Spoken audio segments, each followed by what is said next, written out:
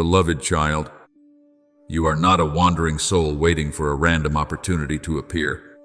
I have placed you within an intentional order, a plan already in motion, and you are a living part of it. You are not standing on the margins of the story, you are inside the story I am writing.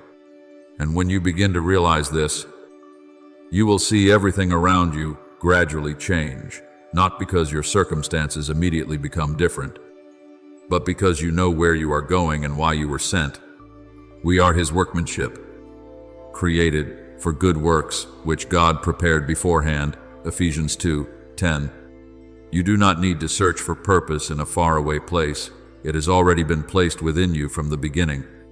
When you walk with the purpose that comes from me, you will realize one thing: the things that once dimmed you, once caused you to lose direction, will gradually lose their power, not because they disappear completely, but because they can no longer control you. Purpose is the wind that scatters stagnation, the light that exposes deception, the true calling that causes false voices to fall silent. I do not need you to become important according to the standards of the world. I need you to be faithful. He who is faithful in what is least is faithful also in much. Luke 16:10. Faithfulness is not noisy, but it is steadfast. And it is that very steadfastness that makes your life become a foundation not easily shaken. Understand this clearly. My child, your strength does not lie in your stature or your position, but in the direction in which you are walking. A small candle, if placed in the right place, can drive back the darkness of an entire room.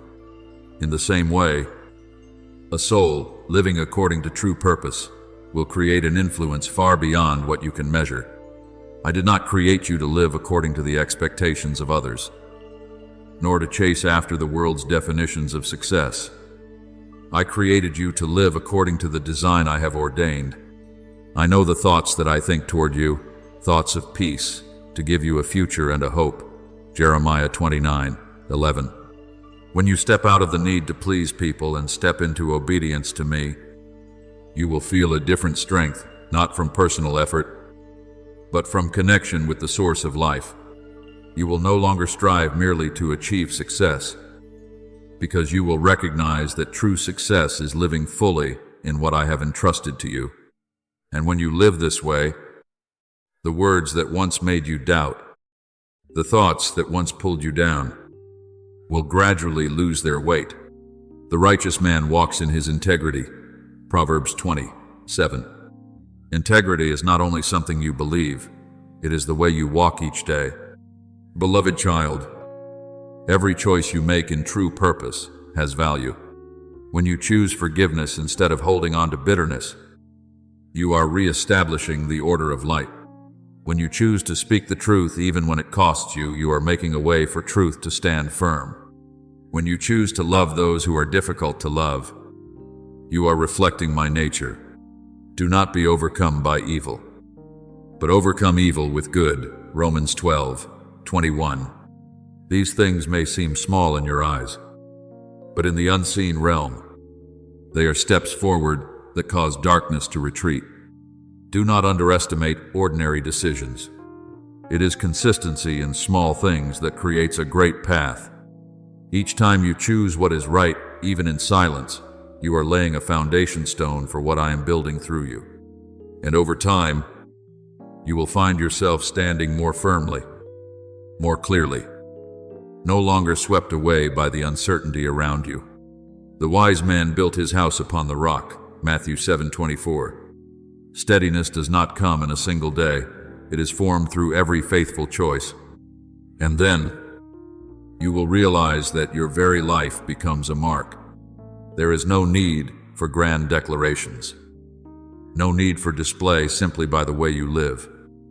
You have already declared one thing: truth still remains, and light is still present. You become a pillar, not because you are never shaken, but because you know how to return to the right direction whenever you need to. So, beloved child, keep walking. You do not need to be faster than others, nor greater than others. You only need to be true to what I have placed within you. For when you live in my purpose, you are not merely existing, you are taking part in the work of restoration I am carrying out. And every step you take, however small, carries eternal meaning. Beloved child, you do not need to run in search of light in distant places, nor do you need to strive to reach something beyond your grasp. I placed that light within you before you were even aware of yourself. You were not formed by chance, nor are you the result of meaningless chains of coincidence. Every part of you, every thought, every ability, every depth within your soul was woven by me from an eternal intention. When I breathed life into you, I did not merely allow you to exist. I gave you a nature that carries light. God said, "Let there be light." And there was light, Genesis 1:3. And that light not from the sun or the stars, but from me. The one who does not change is why. When you live according to what I have placed within you, you become something darkness cannot touch. Perhaps you once doubted. Perhaps you forgot that light amid the wounds, amid the times you felt you were not enough. But my child, the light within you has never left. It may have been covered, it may have been forgotten, but it has never been extinguished. The light shines in the darkness, and the darkness has not overcome it. John 1:5. The layers of dust from time, from disappointment, from the times you underestimated yourself, they are only temporary coverings. They do not change the true nature within you. And with only a simple faith, a sincere return, that light will begin to burn brightly again. I knew you before you were formed, even in the secret place, when you had no shape yet. I saw you completely. Before I formed you in the womb, I knew you, Jeremiah 1:5. And when I called your name, I also called forth the light within you. No one can take away what I have placed in you, not those who once wounded you, not the circumstances you have passed through, not even the mistakes you have made. Those things do not destroy the light. They only become classrooms, experiences that help you understand more clearly your true value. Beloved child, it is precisely because the light within you is real, strong, and sourced in me that darkness seeks to cover it. But darkness has no authority to extinguish it. It can only make you forget. And I do not come to rebuke you for the times you forgot. I come to remind you again. When you look at yourself and see only weariness, lack, and incompleteness, I see a child anointed with eternal light. You are the light of the world, Matthew 5:14. Not that you will become it, you already are. Perhaps you once thought that light was only for those who are perfect, those who are more worthy. But my child, I did not place light within you because you had reached some standard. I placed it within you because you belong to me.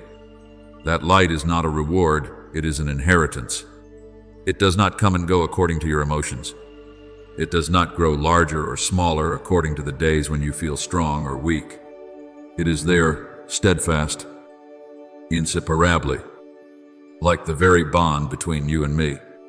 And when you begin to live in truth, that light will naturally be revealed, not through great things you try to create, but through your true self.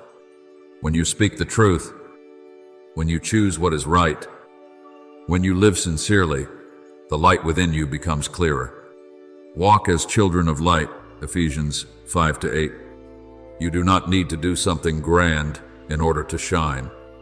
You only need to live according to the nature I have placed within you.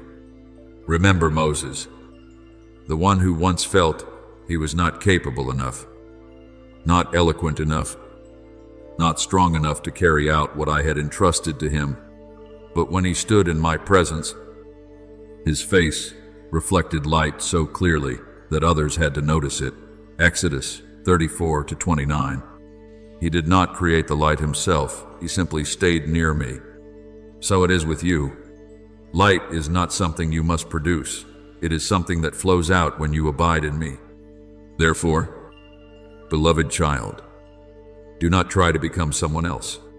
Do not search for another version of yourself in order to feel sufficient. I do not need you to become better in the way you imagine.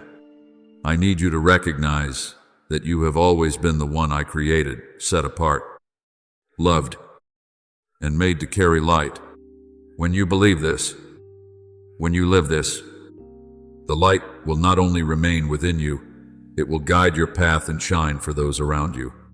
Return to this simple truth: you belong to me, and my light is within you. When you live in that truth, no darkness can hold you back for long, and every step you take, however small, will become part of the light spreading outward. Not from your own striving, but from the very nature I placed within you from the beginning. Beloved child, the light I placed within you is not for you to admire privately or to feel different for your own sake, but to shine into the very places where you live. It is not by chance that you have been placed in this time, in this family, among these people. I ordained your position as a point of light among places that still lack light. And so, when you feel unlike anyone else, hard to fit in, or even out of place, do not quickly assume that something is wrong. Light cannot dissolve into darkness. It can only reveal what has been hidden. You are the light of the world, nor do they light a lamp and put it under a basket. Matthew 5:14-15. I did not call you to conform to dimness, but to stand present in the clarity of truth. Do not exchange your light for temporary acceptance. Human recognition may comfort you for a moment, but it does not bring life.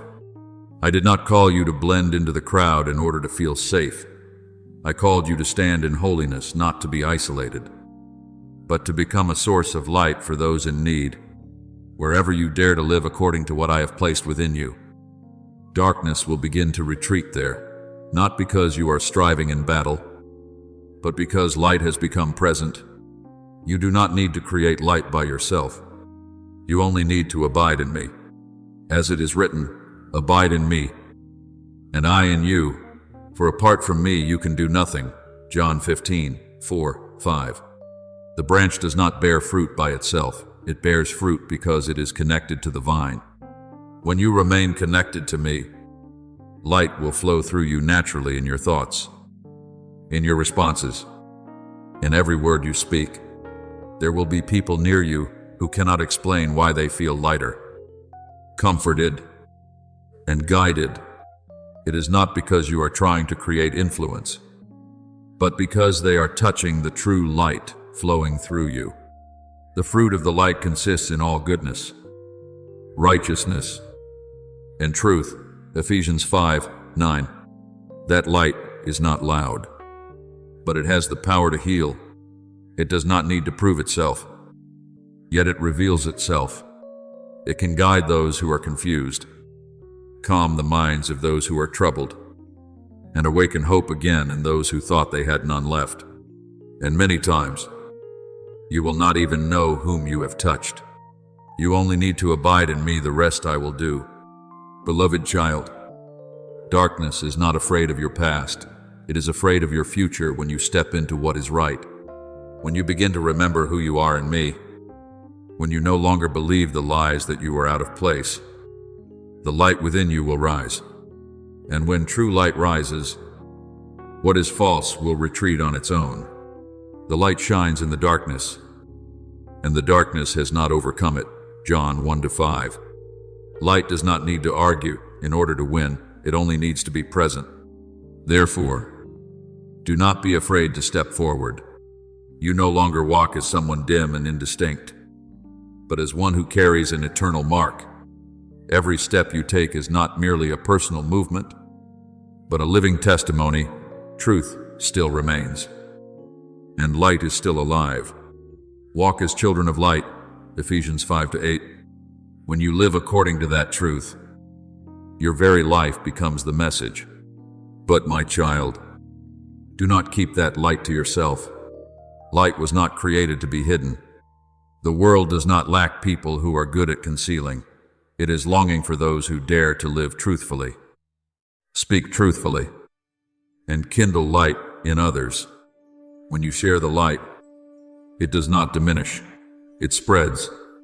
When you live sincerely, others are set free from their own falsehood. Let your light shine before others, that they may see your good works and glorify your Father. Matthew 5:16.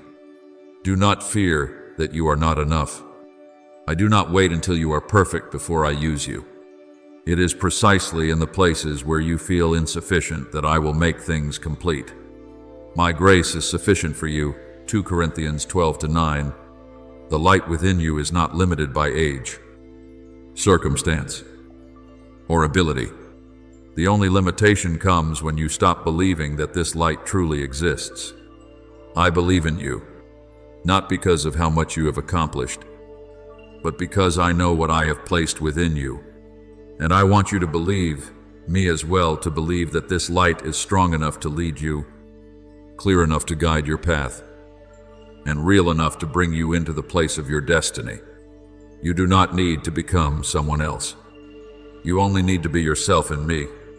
And when you are in me, that light will not only remain within you, it will spread, touch others, and transform.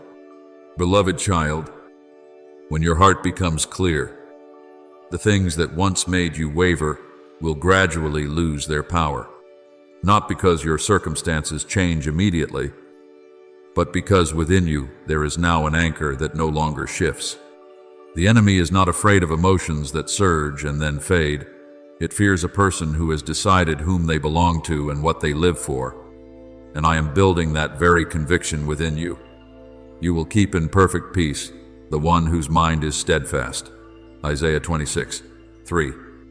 It is not that you are hard or unfeeling, but that you have chosen to hold fast to what is worth holding: truth, identity, and my guidance. I do not promise that you will never be tested, but I promise that if you stand in the place where I have positioned you, you will not be defeated. Every decision to live according to your true identity is a stone laid into the fortress wall.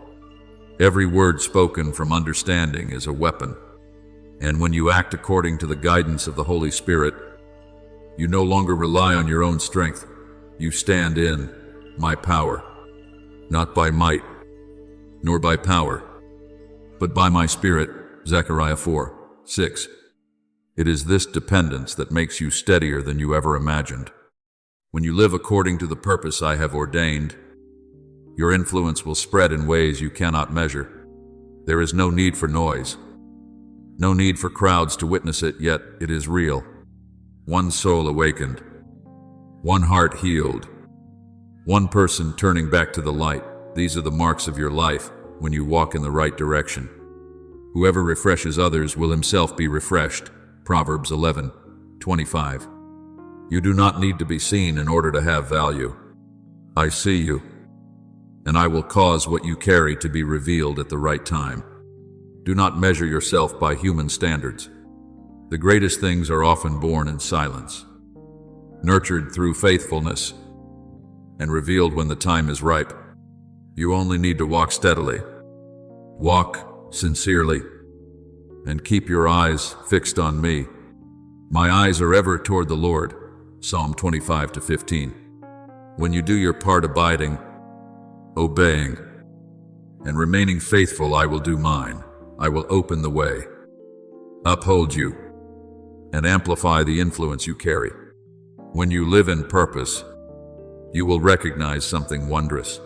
You no longer have to struggle to become right. You become aligned naturally. Hesitation gradually decreases. Confusion fades, and false callings lose their attraction. If your eye is single, your whole body will be full of light. Matthew 6:22. When your heart is directed toward me, what does not come from me will reveal itself. You do not need to argue, nor do you need to prove anything. Your presence, when rightly led, is already a declaration. Live as one who knows they are being guided, not with noisy self-confidence, but with quiet certainty, you will find that you are no longer pulled along by every emotion, nor enticed by every invitation. The Lord will guide you continually, Isaiah 58:11. And when you walk this way, darkness will find no place to cling, not because you are perfect, but because you are clear. Beloved child, purpose in me is not a burden placed upon your shoulders. It is the path that opens freedom for you. I am not demanding that you become someone else. I am freeing you to become yourself, the version I ordained. Where the Spirit of the Lord is, there is freedom. 2 Corinthians 3:17. In the land of purpose, you are not forced. You are allowed to live truthfully, strongly, and peacefully. And when you remain in that place, light does not only shine from you, it becomes a shield of protection, the sword of truth, and a voice of authority. It does not need to be loud, yet it carries weight. It does not need to display itself, yet it is effective. The Word of God is the sword of the Spirit, Ephesians 6:17. When you live with purpose, darkness does not merely retreat, it loses its reason to remain. So, beloved child, keep your clarity, keep your conviction, keep your connection with me. Every step you take in obedience is a victory that needs no announcement. And as you persevere in this way, you will see, you are not merely overcoming, you are establishing a path for others to follow. I am with you, guiding you, and completing what I began within you. Beloved child, you do not need to prepare yourself until you are perfect before daring to return. It is precisely when you lay down the covering that I can more easily touch you and renew you. Your self-reliance, even when it comes from good intentions, sometimes only lengthens the road of restoration. I do not wait for you to become enough before receiving you. I wait for you to become honest.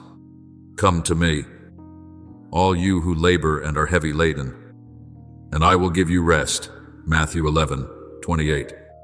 You do not need to bring a complete explanation. You only need to bring a heart that turns back. I do not ask you, why are you like this? I say to you, I know, and I still choose you. When you allow me to be the one who takes the lead, freedom will come not from straining with effort, but from gentle surrender. The things you thought had become part of you, the habits, the fears, the silent bonds will be undone layer by layer, thread by thread, not loudly, but surely. Where the Spirit of the Lord is, there is freedom. 2 Corinthians 3:17. I do not force you to change. I touch you and make you light again, as you were in the beginning, when you were still simple, when you still knew how to trust. And when you abide in me, you will recognize an inward shift.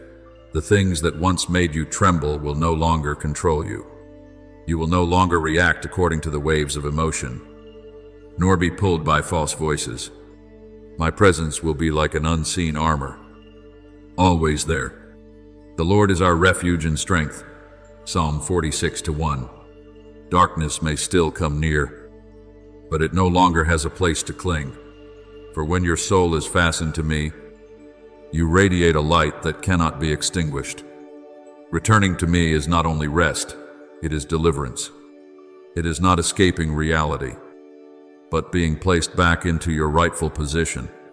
There are battles you have tried to win in your own strength, but only when you return do they truly come to an end. I do not require you to walk quickly. I only need you to return sincerely. Return to me, and I will return to you. Malachi 3:7. In my embrace, what is false will dissolve, and invisible chains will fall away without you needing to struggle against them. But beloved child, for the new thing to be born fully, you must take one deeper step, not only returning, but surrendering, not because I need to control you, but because, in surrender, you open the door for what I prepared long ago but could not yet pour out. Not my will, but yours.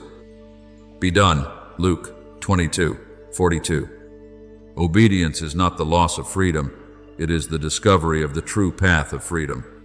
When you say, "Let your will be done," you are placing your heart into the flow of life, where all things are arranged in their proper order. There are bonds that are not broken by effort or understanding, but are released when you trust and follow my leading. You do not need to understand everything in order to obey.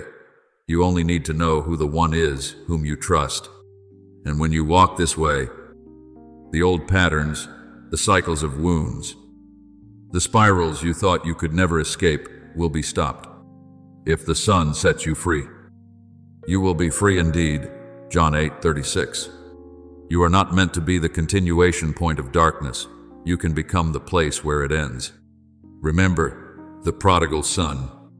He did not return with a perfect presentation. He returned with a heart that realized it needed the Father. And before he could finish speaking, the Father ran out and embraced him. Luke 15:20. That is how I receive you. Without delay, without condemnation, but with restoration of your identity the moment you turn back. You do not return as a failure. You return as one who is reinstated. Therefore, beloved child, let go of your need to hold everything together. Allow your heart to soften into trust. Sigh, even if only in a whisper, "Father, please lead me." And then take one more step. Let your will be done. In those two simple prayers, you will see a door open, the door of freedom, of reestablishment, of a new beginning. I am here, not far away, not silent. I am waiting for you, not to condemn you, but to restore you. And when you abide in me and surrender, you will step out as someone made new, lighter, clearer, steadier, no longer held back by the things that once bound you tightly. For from the place where you return, I will lead you onward, not only to be healed, but to be established in the light that never goes out. Beloved child, I know there are times when you hold tightly to control, not because you are resisting me, but because you have been wounded before and are afraid that it may happen again. But my child, I am not like anyone who has ever caused you pain. My leading does not suffocate, force, or blind you. It opens, heals, and returns you to your original nature. When you obey, I do not turn you into a stranger. I restore you to the person I had in mind from the very beginning. I will give you a new heart. I will put my spirit within you and cause you to walk in my ways. Ezekiel 36:26-27. In that place, you no longer carry the burden of having to be right, but walk with the lightness of a soul that knows it has been placed where it belongs. I do not require you to be perfect before you obey. I only need you to be willing. Obedience does not begin with great deeds, but with very small nods to the whisper I place within your heart. When you choose forgiveness instead of holding on to anger, you are obeying. When you say, "I believe," even though you cannot yet see what lies ahead, you are obeying. When you choose silence before slander, because you trust that truth will speak for itself, you are obeying. Trust in the Lord with all your heart, and He will direct your paths. Proverbs 3:5-6. It is in these quiet steps that you are opening a new path, not only for yourself, but also for those who will come after you. The more you obey, the more clearly you will hear my voice. And when you hear clearly, you will no longer desire any other path. Dependence on me does not make you weak. It causes you to be led in the right direction. Like a child holding the Father's hand while crossing rushing waters, that grip is not bondage, it is life. My sheep hear my voice, and they follow me. John 10:27.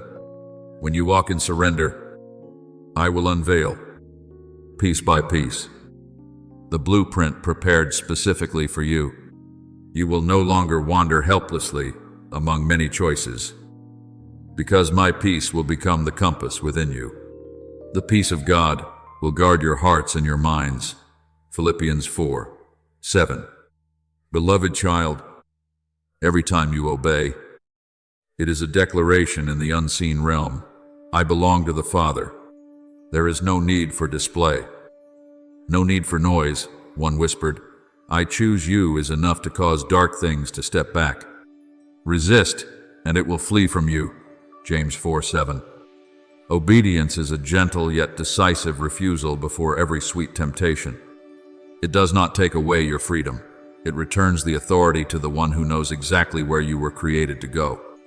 And in that choice, you step out as one who opens the way for a new direction, not repeating old patterns, but unlocking what has never been seen before in your family, in your community, and in your generation. Remember the story of Abraham. When I called him to leave what was familiar and go to a land he did not know, he had no map, no guarantee in the way the world understands. Guarantees only, my word. And he went. Abraham obeyed and went out, not knowing where he was going. Hebrews 11:8. His obedience was not blindness, it was faith placed in the right one. And that very step opened a stream of blessing for many generations. So it is with you. Each step of obedience you take today is shaping the tomorrow of many others. From this point on, you are no longer bound by the things that once held you. You have chosen another path, the path of light, of truth, and of my gentle yet powerful guidance. You will no longer have to strain yourself in order to be right, because obedience itself is shaping you more and more into my likeness. Whoever abides in me bears much fruit. John 15:5. And then, every word you speak and every step you take will carry the echo of heaven, not because you are striving, but because you are in me, and I am in you. So, beloved child, do not be afraid of obedience. Begin with the smallest thing, a decision, a word, a direction. I am here, holding your hand, leading you through each step, and as you walk with me, you will realize this. Obedience is not a burden, it is a grace that opens the full life I prepared for you from the beginning. Beloved child, I hear the question you are holding in your heart. If I let go, will everything fall apart? That fear is not small, because you have grown used to holding, carrying, and supporting everything by yourself. You are afraid that if you loosen your grip, the people you love will leave. Your plans will collapse, and your dreams will dissolve like mist. But my child, listen to me slowly and deeply. You are not the one who keeps everything running. That is my work. Cast all your anxiety on him because he cares for you. 1 Peter 5:7. The things you have placed in my hands, your future, your relationships, your promises are being kept more securely than any way you could ever keep them yourself.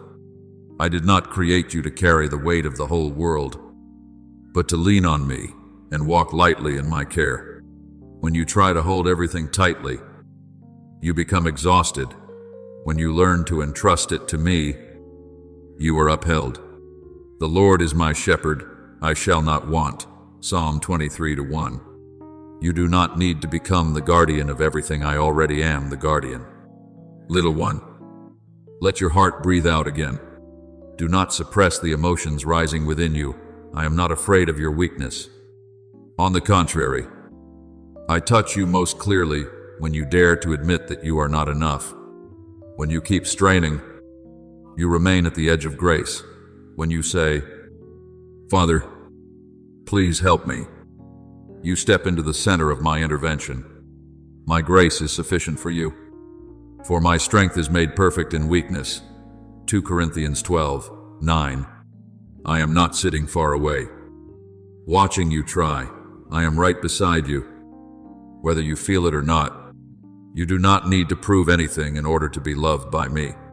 My love is not born from achievement, nor does it rise and fall according to the results you attain. It stands firm before, during, and after every season of your life. Therefore, you can let go without fearing that you will be abandoned. The world teaches you to control, to prepare for every risk, to calculate every step, to hold everything tightly in your hands. But I teach you to trust, not as a form of giving up, but as placing the right burden in the right place. Be still and know that I am God, Psalm 46:10. Being still does not mean being motionless. It is the posture of a heart that knows who is at the helm. There are days when everything slows down and you fear that you are falling behind. But my child, sometimes I am protecting you from turns whose consequences you cannot yet see. There are doors that close, and you begin to doubt yourself. But sometimes I am the one who closes them to keep you from what does not belong to you. A person's heart plans their way, but the Lord directs their steps, Proverbs 16:9. You cannot see the whole picture, but I can. Remember the story of Abraham when I asked him to offer Isaac the most precious thing he had. It was not a test meant to take away from him, but to teach him to trust me more than what he held. And when he let go, I provided at the right time, in the right way. The Lord will provide, Genesis 22:14. So it is with you. What you entrust to me is not lost. It is placed into my provision. So, beloved child, learn to let go piece by piece, day by day. You do not need to release everything all at once. Simply say, Father, I entrust this to you. Then keep walking a little lighter, a little more trusting. As you do this, you will recognize something wondrous. What truly belongs to you will be kept. What does not belong to you will leave on its own, not as loss, but as liberation. I am writing your story not hurriedly, not mistakenly, even though you cannot yet see the whole picture. Every stroke of my hand remains certain. And when you trust, you will not merely pass through, you will be led. The Lord will guide you continually, Isaiah 58:11. Therefore, let go not into empty space, but into me, and you will see what you feared would collapse, when held in me, will be made secure, and what needs to depart will depart in peace. You are not alone.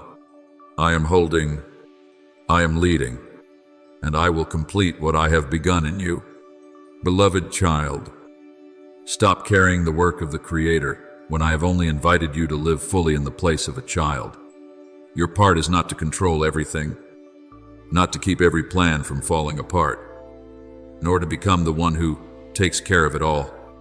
Your part is to abide, to listen, and to trust.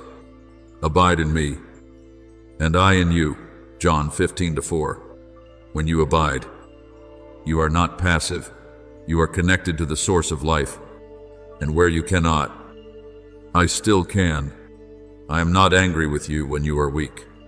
My heart aches when you keep trying to appear strong, because it is precisely where you let go that I begin. It is precisely where you stop that I act. The Lord will fight for you. You need only to be still. Exodus 14:14. That stillness is not avoidance. It is trust.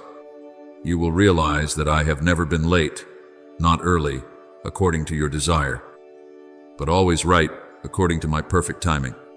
I see the struggle within you between the desire to believe and the fear of letting go, between knowing that I love you and wondering whether that love is truly meant for you.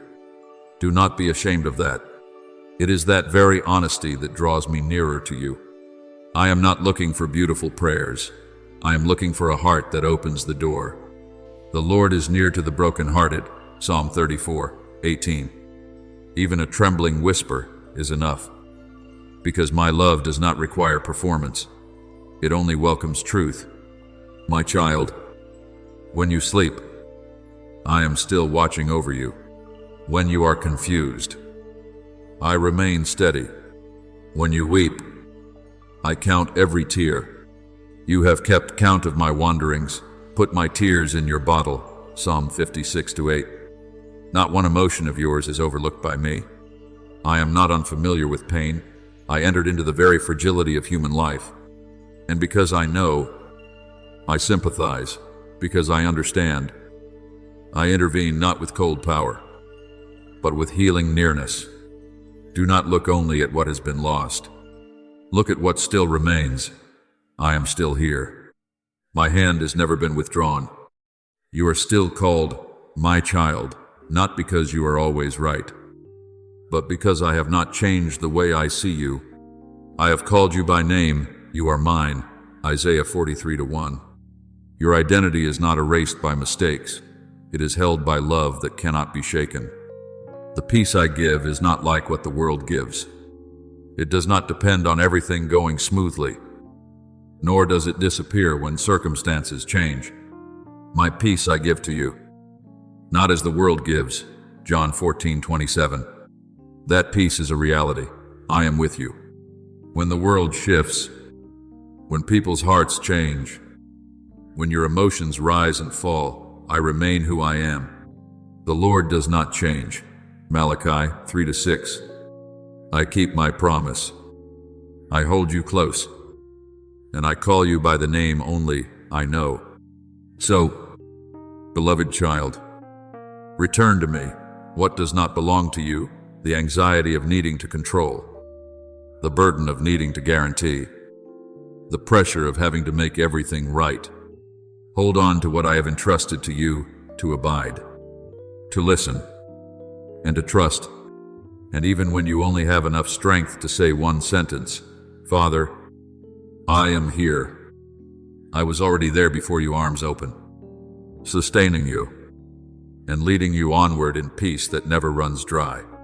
Beloved child, there are seasons in your life when everything seems so quiet that you think nothing is happening. But I tell you that it is precisely in that stillness that I am doing the deepest work. You often wait for clear signs, for changes you can see immediately in order to strengthen your faith. But my ways do not operate according to human impatience. As it is written, for my thoughts are not your thoughts, neither are your ways my ways, declares the Lord. Isaiah 55:8. Therefore, you must learn to trust even when your eyes have not yet seen, your ears have not yet heard, and your heart still carries many questions that remain unanswered. It is in those silences that seem meaningless that I am quietly restructuring your soul, touching depths that even you have never dared to face. You often measure your progress by great results, but I look at the small movements you easily overlook. When you begin to feel lighter in the place that once felt heavy, when you can take a deep breath without being suffocated by anxiety, when you stand before something that once exhausted you and now can pass through it with a strange calm, that is not coincidence, but the mark of my hand working within you. As it is written, who has despised the day of small things? Zechariah 4:10. Do not look down on small beginnings, because from those very things I am planting the seeds of a harvest you cannot yet fully imagine. I am not building you to shine for a moment and then fade. I am forming within you a firm foundation, so that when you rise, you will stand securely, and nothing will be able to shake you. Understand this, my child. You do not need to see the whole picture in order to know that I am painting it. There are deep changes that do not come with noise, but come like the morning light, slipping through the night without making a sound. As it is written, the light shines in the darkness, and the darkness has not overcome it. John 1:5. My light is quietly spreading within you, driving back the dark places you once thought were permanent. You may not recognize it immediately, but layer by layer, heaviness is being lifted, invisible chains are being undone, and every breath you take is becoming lighter, deeper, and more peaceful. This is how I begin, not loudly, not with display, but surely and irresistibly. I remember the story of the prophet Elijah. When he hid in the cave and waited for my presence, a great wind tore through the mountains, an earthquake shook the ground, and then fire burned fiercely, but I was not in those loud things. After all of it, I came in a gentle whisper, 1 Kings 19:11-12. Do you see? My child, I do not always reveal myself through things that shake the world. I choose to draw near to you in silence, where your heart can truly listen. And like Elijah, you must learn to recognize me, not only through signs that are dramatic, but through the gentle peace that is slowly filling your soul. Perhaps you have grown used to straining just to survive, used to carrying burdens on your shoulders that you believed you had to handle alone. But I am inviting you into another way of living. When I begin to renew you, you will not first perceive it through spectacular miracles, but through a subtle shift. The things that once made you feel breathless no longer grip you so tightly. The memories that once pulled you backward gradually lose their strength, and the thoughts that once exhausted you begin to grow quieter. As it is written, "Come to me, all you who are weary and burdened, and I will give you rest." Matthew 11:28. That promise is not a distant theory. It is being fulfilled within you little by little, day by day, even when you do not yet recognize it fully. And when night falls, when all the sounds of the world become still, that is not the moment I move away from you. It is the moment I begin an even newer work within you. In that stillness, I am touching your emotions, realigning distorted thoughts, and healing the parts you have hidden for too long. You may not hear my voice with your ears, but you will sense me through the peace that spreads within you, through the relief you cannot explain, through a quiet yet enduring hope beginning to rise. This is the journey of rebirth into which I am leading you, a journey that needs no display, yet carries within it the power of complete transformation. Therefore, do not lose heart when you have not yet seen clear results, and do not doubt when everything still appears the same on the surface. I do not work in haste, but neither am I ever delayed. What I am doing within you is a holy process, slow, yet certain, hidden, yet full of power. And one day, when you look back, you will realize that everything has changed, not in one explosive moment, but through thousands of small movements I quietly carried out within you. Then you will understand that I was never standing still, never silent, and never leaving you behind. I was always there, quietly, patiently, and full of love, leading you step by step into the new life I had prepared for you from the beginning. Beloved child, do not let the slow rhythm of the journey cause your heart to waver. For things of true value are never rushed, yet they are still brought to completion. I am working within you in a way that time cannot measure and depth cannot be seen by ordinary eyes. You are like a piece of ground being tended by me, where the seeds that have been sown do not need to ask when they will rise. They only need to remain in trust. As it is written, the seed sprouts and grows, though he does not know how. All by itself the soil produces grain. Mark 4:27-28. You do not need to understand the entire process.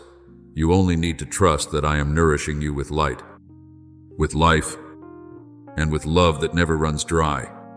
I am that light, the unfading radiance, the uninterrupted source of life, and wherever I am present, life will surely grow. Therefore, whenever a gentler emotion rises within you, a clearer thought appears, or a decision brings peace to your heart instead of confusion, do not regard it as something ordinary. It is a sign that your roots are quietly growing deeper into the foundation I am establishing. And as it is written, blessed is the one who trusts in the Lord.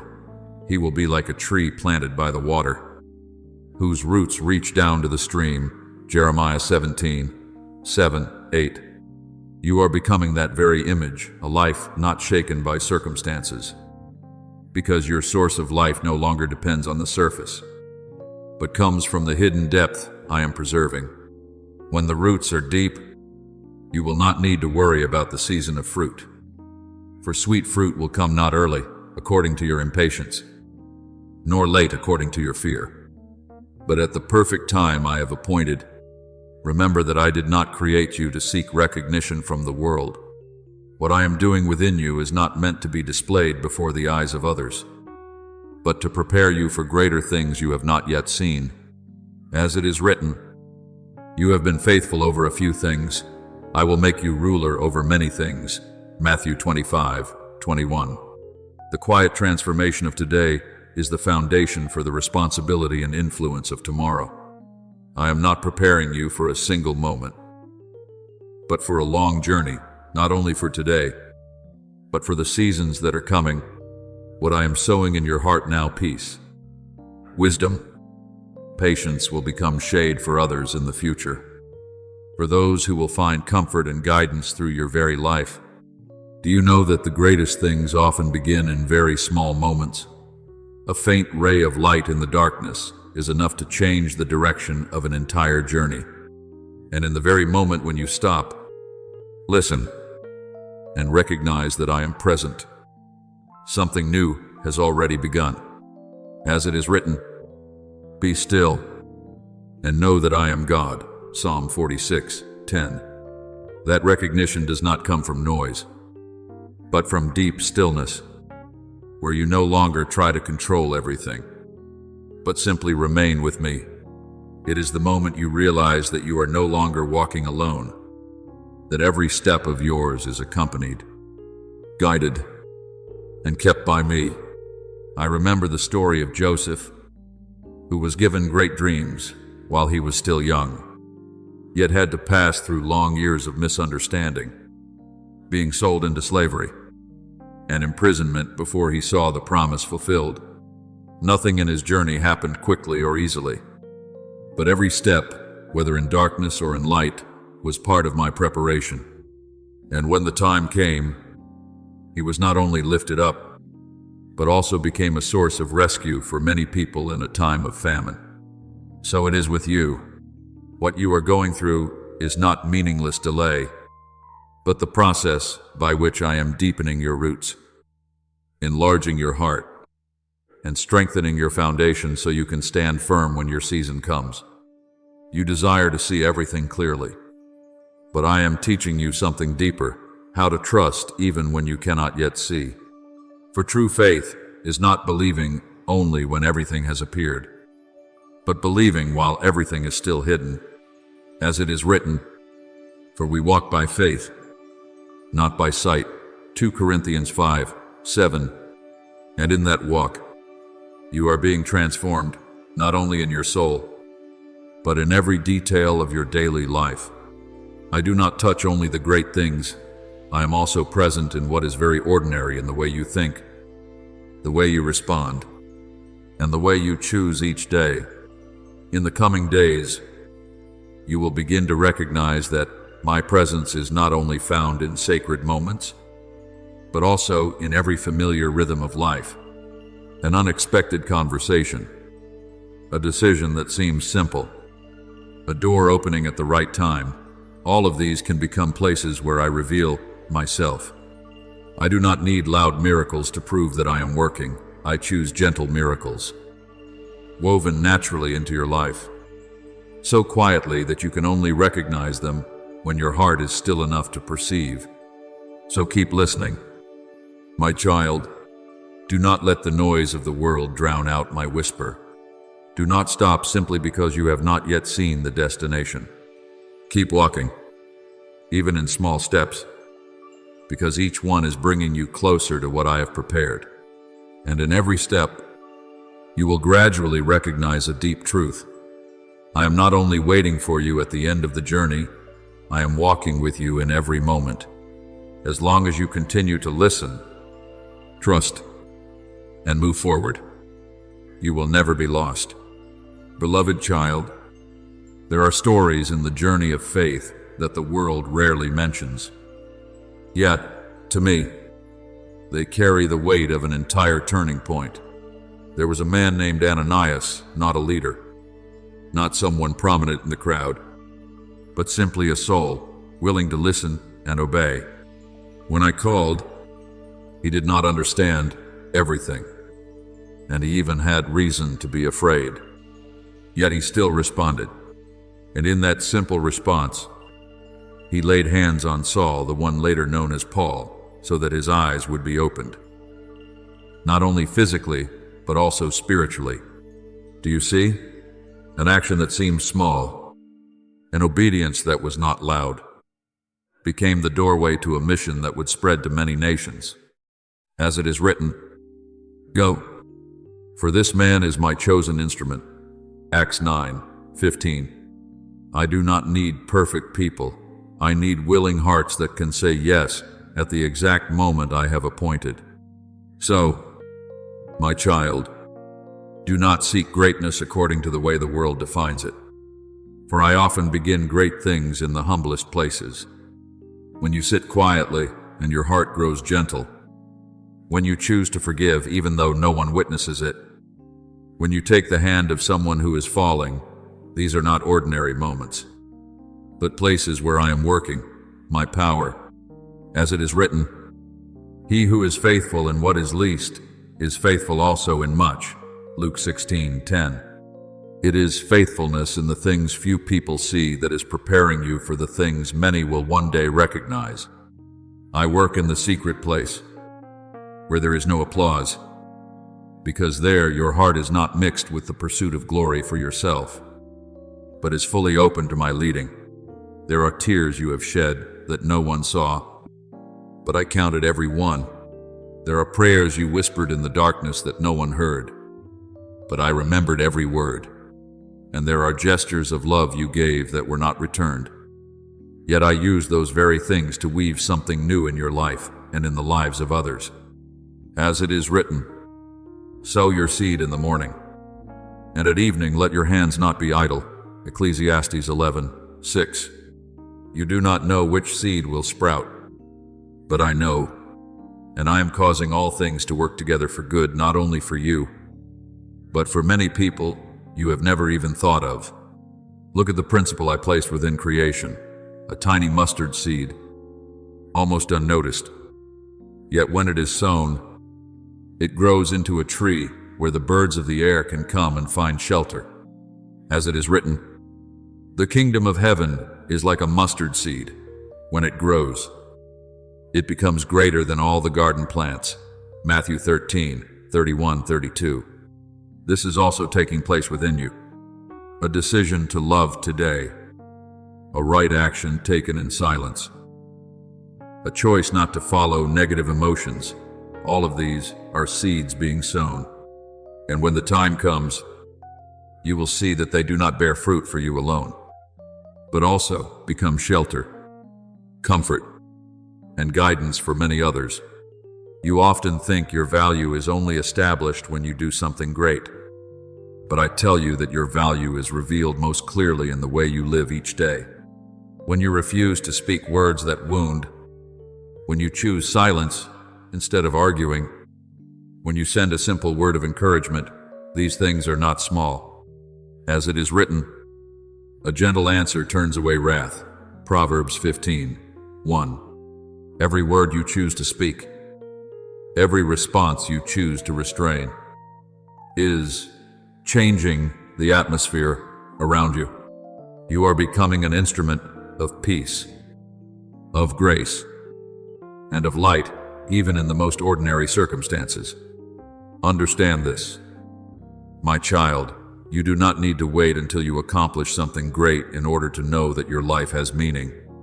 Every time you live in love, you open a door for my presence to enter this world. Every time you are faithful, you establish a foundation that I will use to build things far beyond your imagination. And even though you cannot see all that is being opened, I see everything. I see directions being redirected, connections being formed, and doors gradually beginning to open all starting from the moments you once thought were small. So do not take an ordinary day lightly. Do not think that what you do today is insignificant simply because it is not noticed. In my eyes, no moment is ordinary when it is lived in faith, in love, and in obedience. And there will come a time when you look back on your journey and realize that it was those quiet moments that turned your whole life around. Not through one loud event, but through thousands of small choices you offered to me, one choice at a time. One day at a time, until they joined together into a story that only I could write completely. Beloved child, do not think that my work stops only at thoughts or deep hidden emotions, for I am touching your entire being, both the soul and the body you carry. You are not merely an abstract idea, but a living creation, where every breath and every movement carries sacred meaning. As it is written, do you not know that your body is the temple of the Holy Spirit? 1 Corinthians 6:19. Therefore, I do not overlook your body.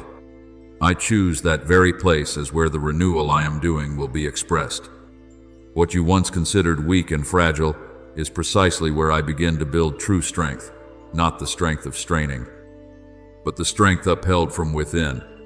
You may not yet realize it, but when I touch your soul, the first changes are often reflected through your body.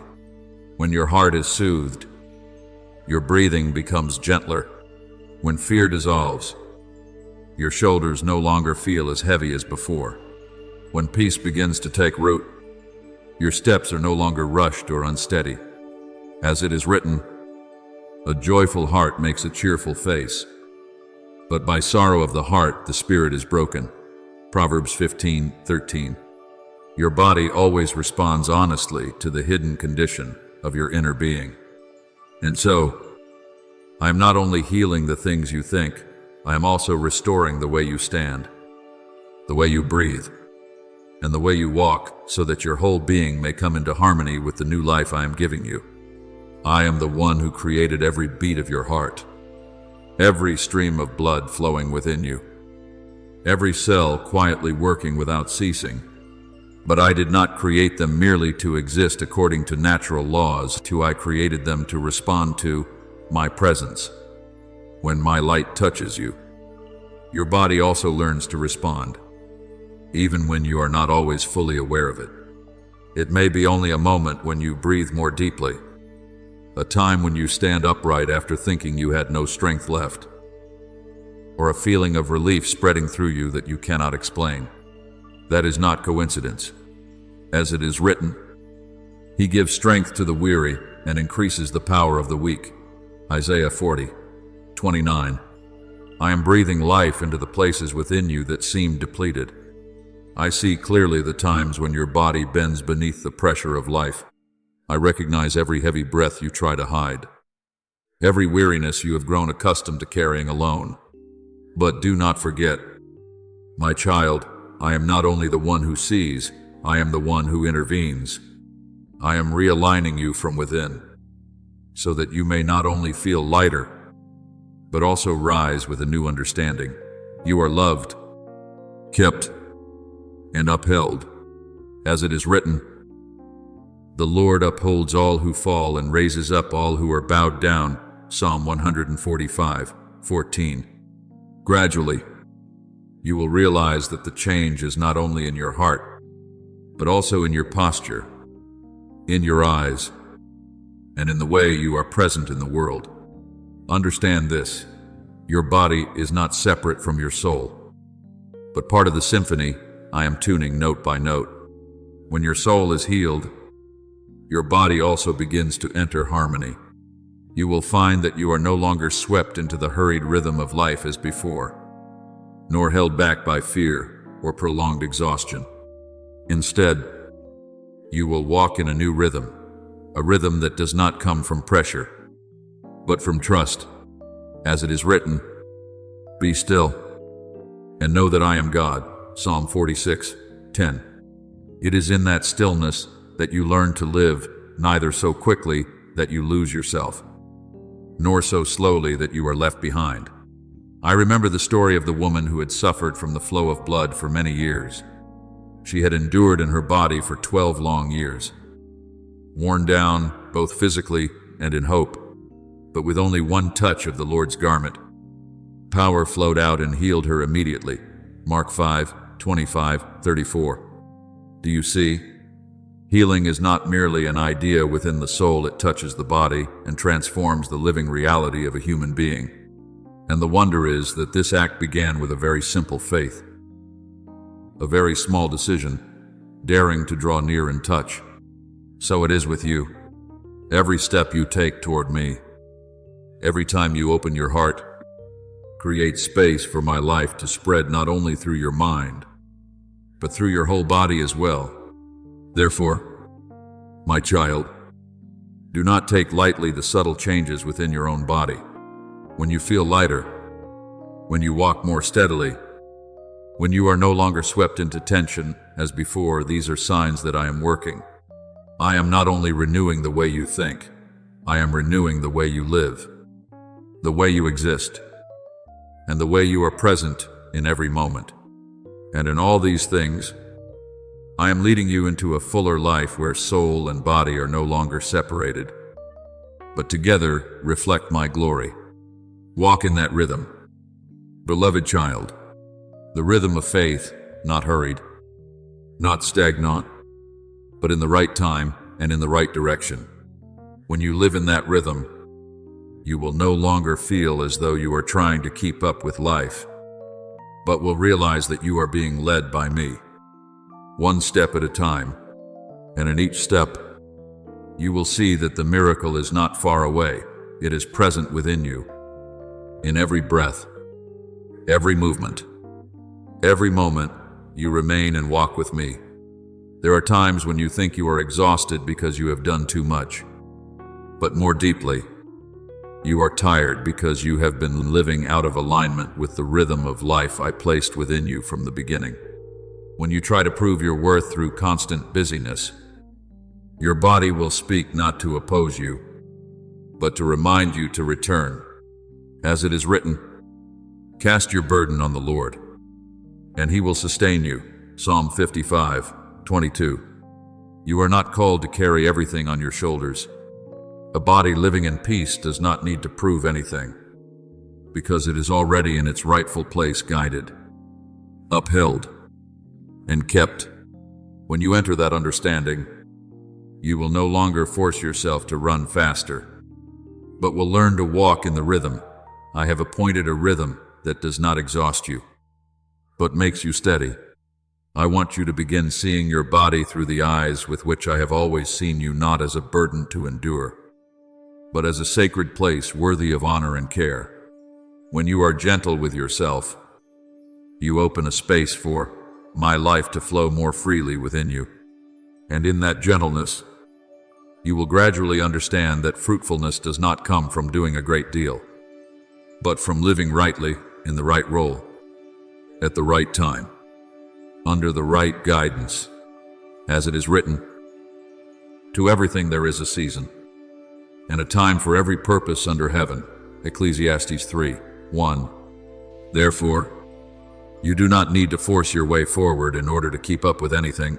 You only need to walk in the timing I have appointed for you.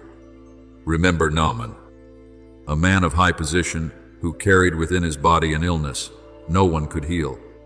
When he was told to go down to the Jordan River and dip himself 7 times, he felt that it was too simple, too lowly for his status. But it was precisely in that simplicity and humility that the miracle happened. When he obeyed, his body was restored, and his heart was renewed as well. 2 Kings 5:10-14. Do you see? Healing does not come from doing something great in human eyes, but from being willing to step into small actions with trust. And when you choose to listen to the needs of your body, when you allow yourself to rest without guilt, when you treat yourself with kindness, these are your own steps down into the river. I am teaching you a new way of living. Beloved child, a way of life, not driven by fear or comparison, but guided by peace from within. As you learn to live in that rhythm, you will realize that you do not need to do too much in order to be valuable. You only need to be present, to listen, and to respond. And in each action that seems small, one time you rest at the right moment. One time you breathe deeply and return to yourself. One time you choose to be kind to your body. I am working, restoring, and rebuilding you. Therefore, do not take those moments lightly. They are not useless slowing down, but the foundation for a deeper renewal. And as you continue to walk in this awareness, you will see that your body is no longer merely a place that carries exhaustion, but becomes a place that reflects life, a life nourished by me, preserved by me, and guided into the wholeness I appointed for you from the beginning. When you stop chasing after pleasing everyone, your soul will begin to breathe again. For a life that continually bows before human expectations will gradually forget the call of heaven. You were not created to live as the shadow of the crowd, nor were you made to decorate someone else's dream. I created you with a design of your own, a portion of land of your own, a stream of grace of your own. We are His workmanship, created in Christ Jesus for good works, which God prepared beforehand for us to walk in. Ephesians 2:10. There are doors I do not open for you because they do not belong to you. There are praises I do not allow you to lean on because I do not want you to build your life upon the fragile breath of human approval. There are delays I permit, not to make you lose hope, but so that your roots may grow deeper into me. And when you begin to walk in obedience, you will recognize another kind of strength lifting you up. It is not the kind of strength that makes you proud, hardened, or cold. It is the strength that makes you peaceful, even when you are not yet understood. Steady, even when you are not yet recognized. And gentle, even after you have been wounded. Those who wait upon the Lord shall renew their strength. They shall mount up with wings like eagles. Isaiah 40:31. You will no longer need to prove yourself to every voice that passes through your life. You will no longer need to win every argument in order to know your worth. You will no longer allow one criticism to shake what I have already affirmed. For when you know you belong to me, the noise outside will no longer rule what is within you. I know there are words that once made you doubt yourself. There are glances that once caused you to shrink back. There are seasons when you walked forward carrying a burden in your heart, wondering whether you were good enough, strong enough, lovable enough, chosen enough. But my child, I did not call you because you are enough in yourself. I called you because I am the one who is sufficient within you. My grace is sufficient for you. For my strength is made perfect in weakness. 2 Corinthians 12:9. When you are weak and still cling to me, that is not failure. That is where my power begins to be revealed. When you cannot yet see the way, but still walk according to my word, that is not blindness, that is faith. When you no longer live to be applauded by everyone, but live to please me, that is when your soul is set free from invisible chains. So walk uprightly, not with the tension of someone trying to become perfect, but with the peace of one who knows they are being guided. Uprightness before me is not found only in the words you confess, but in the way you choose what is good when no one is watching, the way you keep your heart pure when you could become bitter, the way you speak the truth in love, and the way you continue to sow even when you have not yet seen the harvest. The path of the righteous is like the light of dawn, shining brighter and brighter until midday. Proverbs 4:18. You do not need to shine like someone else. You only need to be faithful to the light I have placed within you. A small lamp in my hand can still guide someone who is lost. A quiet life that belongs to me can still become a sign of hope for weary souls. Therefore, beloved child, do not ask the world to define success in my place. True success is not standing in the highest place, but standing in the right place where I have set you. It is not having everything others desire, but refusing to lose your soul while pursuing what is temporary. It is not being called by name before the crowd, but hearing me look upon you and say, "Well done, good and faithful servant," Matthew 25:23. Let that word become a lamp within your heart. Live today with gentleness, courage, and purity. Walk without fearing that you are small. For what is small, when placed in my hands, can bear fruit beyond all you ask or imagine. I am with you in every step. I lead you through every season. And as you keep turning toward me, your life will not be meaningless, lost, or forgotten. It will become a quiet, clear, enduring stream of light, flowing from my heart and touching this world with the love of heaven.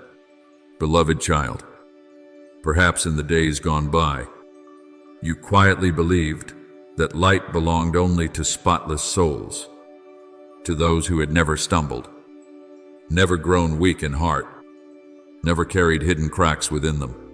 Perhaps you looked at your life, at the seasons when you lost your way, at the moments when you were afraid, at the times when you did not live according to what you knew was good, and said to yourself, "Perhaps that light is not meant for me." But today I speak to you with unchanging love. The light within you is not a medal reserved for the perfect. It is the mark of a child who belongs to me. I did not wait for you to become complete before placing light within your soul. When I called you, I had already planted in you a holy flame, a portion of inheritance from the Father's house, a quiet testimony that you were not born to be defined by darkness. As it is written, "For you were once darkness, but now you are light in the Lord. Walk as children of light." Ephesians 5:8. Do you see?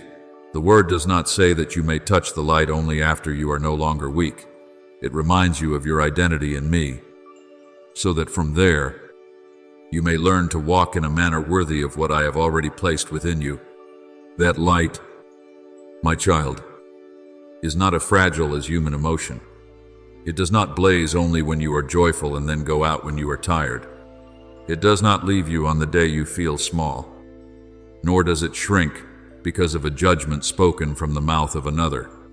There are mornings when you wake with a heart heavy as stone, nights when you pray and your tears seem to fall in silence, moments when you do not feel strong at all. But what you feel does not always tell the truth about what I have done within you. The light shines in the darkness, and the darkness has not overcome it. John 1:5. Darkness may surround you, but it has no right to possess you. Sorrow may pass through your soul, but it is not allowed to sit upon the throne of your heart. Doubt may whisper, but it cannot erase the mark I have engraved in you with everlasting love. Therefore, do not measure your light by one day of weakness. Measure it by the one who lit it.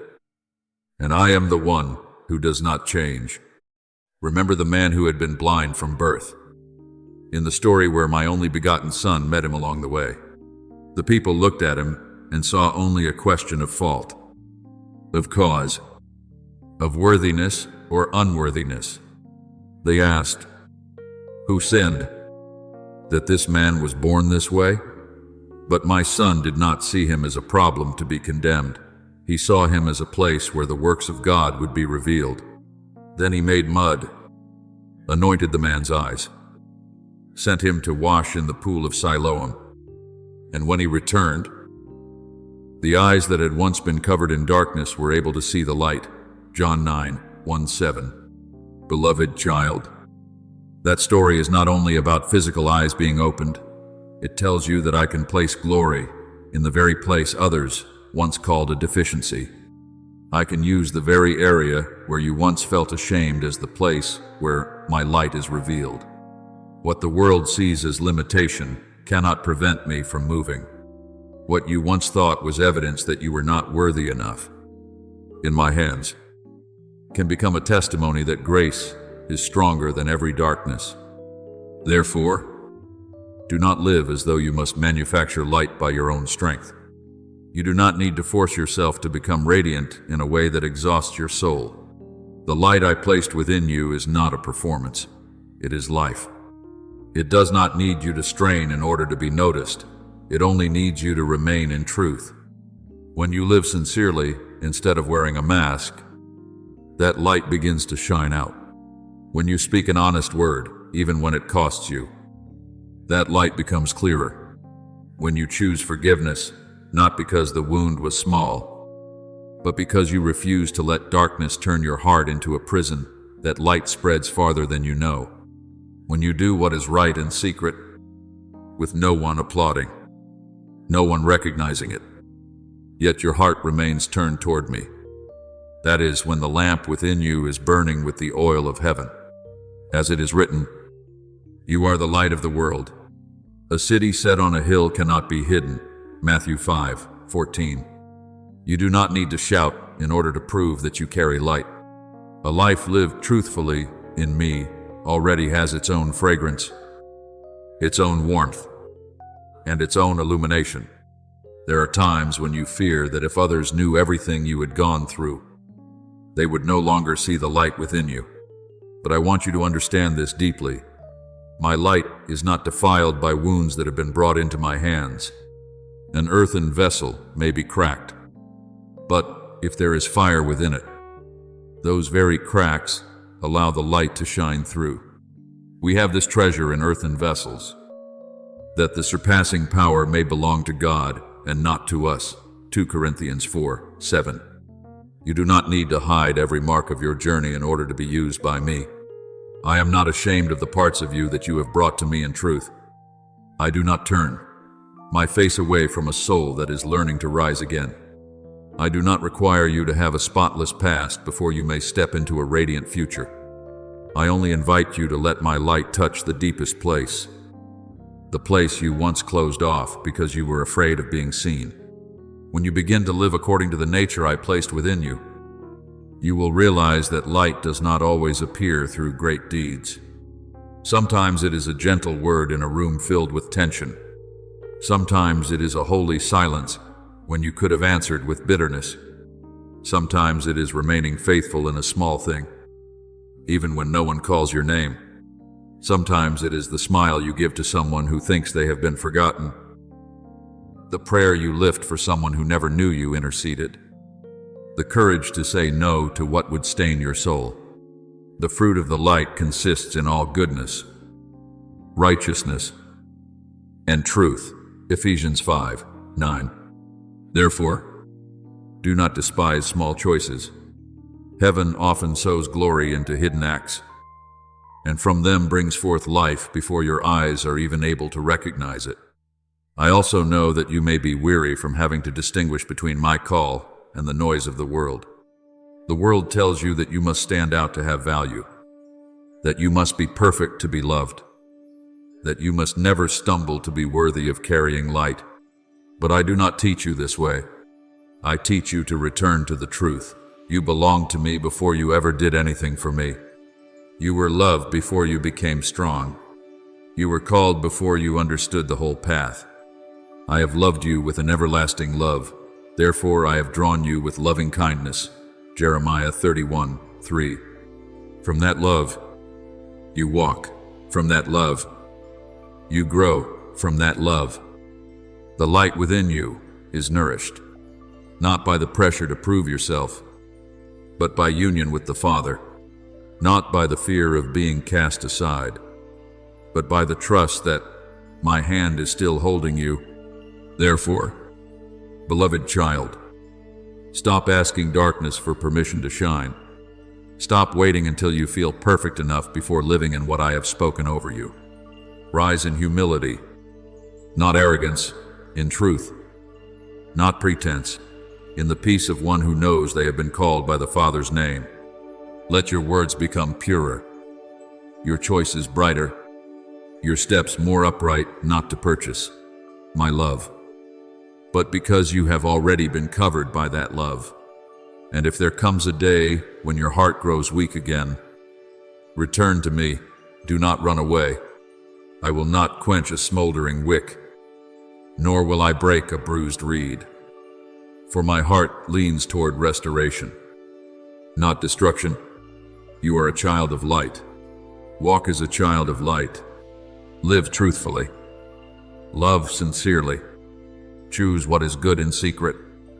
And let my light within you become a gentle testimony that grace can turn an ordinary life into a place where heaven touches the earth.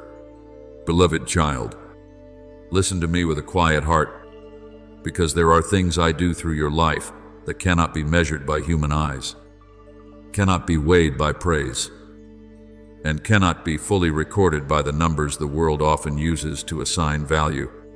When you live according to what I have placed within you, your life begins to release a holy influence, not noisy, not showy, not needing to stand in the middle of a crowd to prove itself, but quietly touching the souls I place along your path.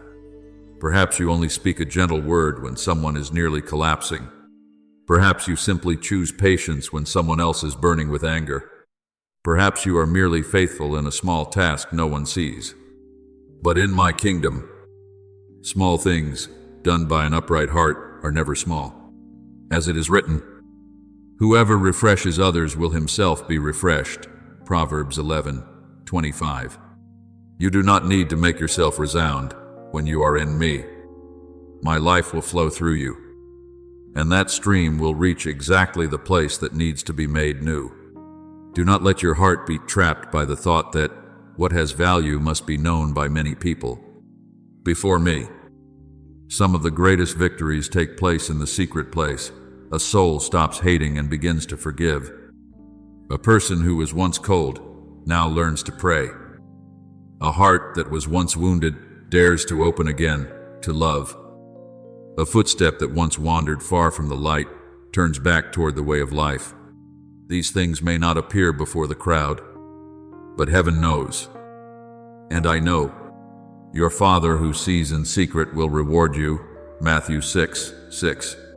Therefore, do not be quick to become disappointed when your work has not yet been named, when your sacrifice has not yet been mentioned, when the seed you have sown has not yet blossomed before your eyes. I do not miss a single tear. I do not forget one intercession. I do not take lightly one day when you still choose faithfulness even though your heart is weary. What you carry will be revealed by me in the right season, not so early that it makes you proud, and not so late that it loses what I have promised. Remember Andrew, the disciple who is often not mentioned as much as Peter, James, or John. He did not stand in the most radiant position, nor was he always the one speaking great words. But he was the one who brought his brother Simon Peter to meet Christ. He first found his own brother Simon and said to him, "We have found the Messiah," John 1:41. Do you see, my child? An action that seemed very quiet opened a stream of influence far beyond what human beings could imagine. Peter later became a powerful voice in the early church. But behind that turning point was someone who quietly brought his brother to the light. Beloved child, perhaps I have not called you to make everyone pay attention to you. Perhaps I have called you to become a bridge, so that another soul may encounter me, another heart may be awakened, and another person may step into their destiny. Do not look down on that hidden assignment, because in my hands, a sincere introduction, a helping hand, or a simple testimony can open an entire season of salvation. When you walk in the purpose I have ordained, you will gradually understand that greatness, in my eyes, is often nurtured very slowly. It is not like a firework that flashes and then fades, but like tree roots quietly growing deep into the earth, preparing for a long season of shade. Enduring things are rarely born from haste. I often train you in ordinary days, teaching you to be faithful when there is no witness, teaching you to keep your heart pure when the results have not yet come, teaching you to keep walking when the road is still unclear. Just as a grain of wheat must fall into the ground and remain hidden before it bears much fruit, Your life also has seasons when I hide you, not because I have forgotten you, but because I am making your roots stronger, your heart deeper, and your obedience purer. He who is faithful in what is least is faithful also in much. Luke 16:10. You only need to be faithful with today's portion. As for the harvest, the timing, and the reach of your influence, leave them in my hands. Therefore, do not measure yourself by the changing standards of human beings. Some measure value by fame, some by achievement, some by applause, and some by whether they stand in a visible place. But I measure by something deeper. Are you standing in the place where I have set you? Are you following my voice? Are your eyes still fixed on me amid the attractive crossroads of the world? My eyes are ever toward the Lord, for he will pluck my feet out of the net. Psalm 25:15. When your eyes are set on me, you will be kept from subtle traps, the trap of comparison, the trap of proving yourself, the trap of wanting recognition before the appointed time, and the trap of chasing what does not belong to your portion. Eyes fixed on me will keep your steps from wandering, and a heart anchored in me will help you hear the true call among countless false voices. Something wondrous will happen when you live in purpose. You will no longer have to strain to become right, because righteousness will begin to grow from within you like a clear stream. When your soul returns to its true source, your choices become brighter. The things that once distracted you gradually lose their attraction. The paths that once seemed appealing but did not bring life will reveal their emptiness on their own. If your eye is clear, your whole body will be full of light. Matthew 6:22. When your vision is single, when your heart is not divided between me and the approval of the world, you will carry a holy clarity. You do not need to argue with every voice. You do not need to explain to everyone why you choose obedience. The peace within you will become the evidence. Your integrity will become the answer. And your presence, guided by me, will speak for itself that you belong to another source. I know there are times when you want to see results immediately, so you can be certain you are not walking the wrong path. You want to know whether your prayers have touched anyone, whether your kindness has truly changed anything, whether your faithfulness is bearing fruit.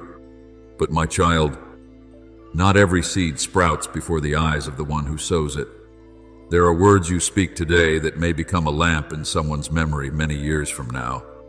There are acts of love you perform and then forget. Yet the person who was touched carries them as a marker of resurrection. There are times when you choose not to answer with bitterness, and that very gentleness prevents another darkness from spreading. Let us not grow weary while doing good, for in due season we shall reap if we do not lose heart. Galatians 6:9. The harvest belongs to me, but today's faithfulness is the portion you offer before me as a pleasing sacrifice. Therefore, walk steadily, beloved child.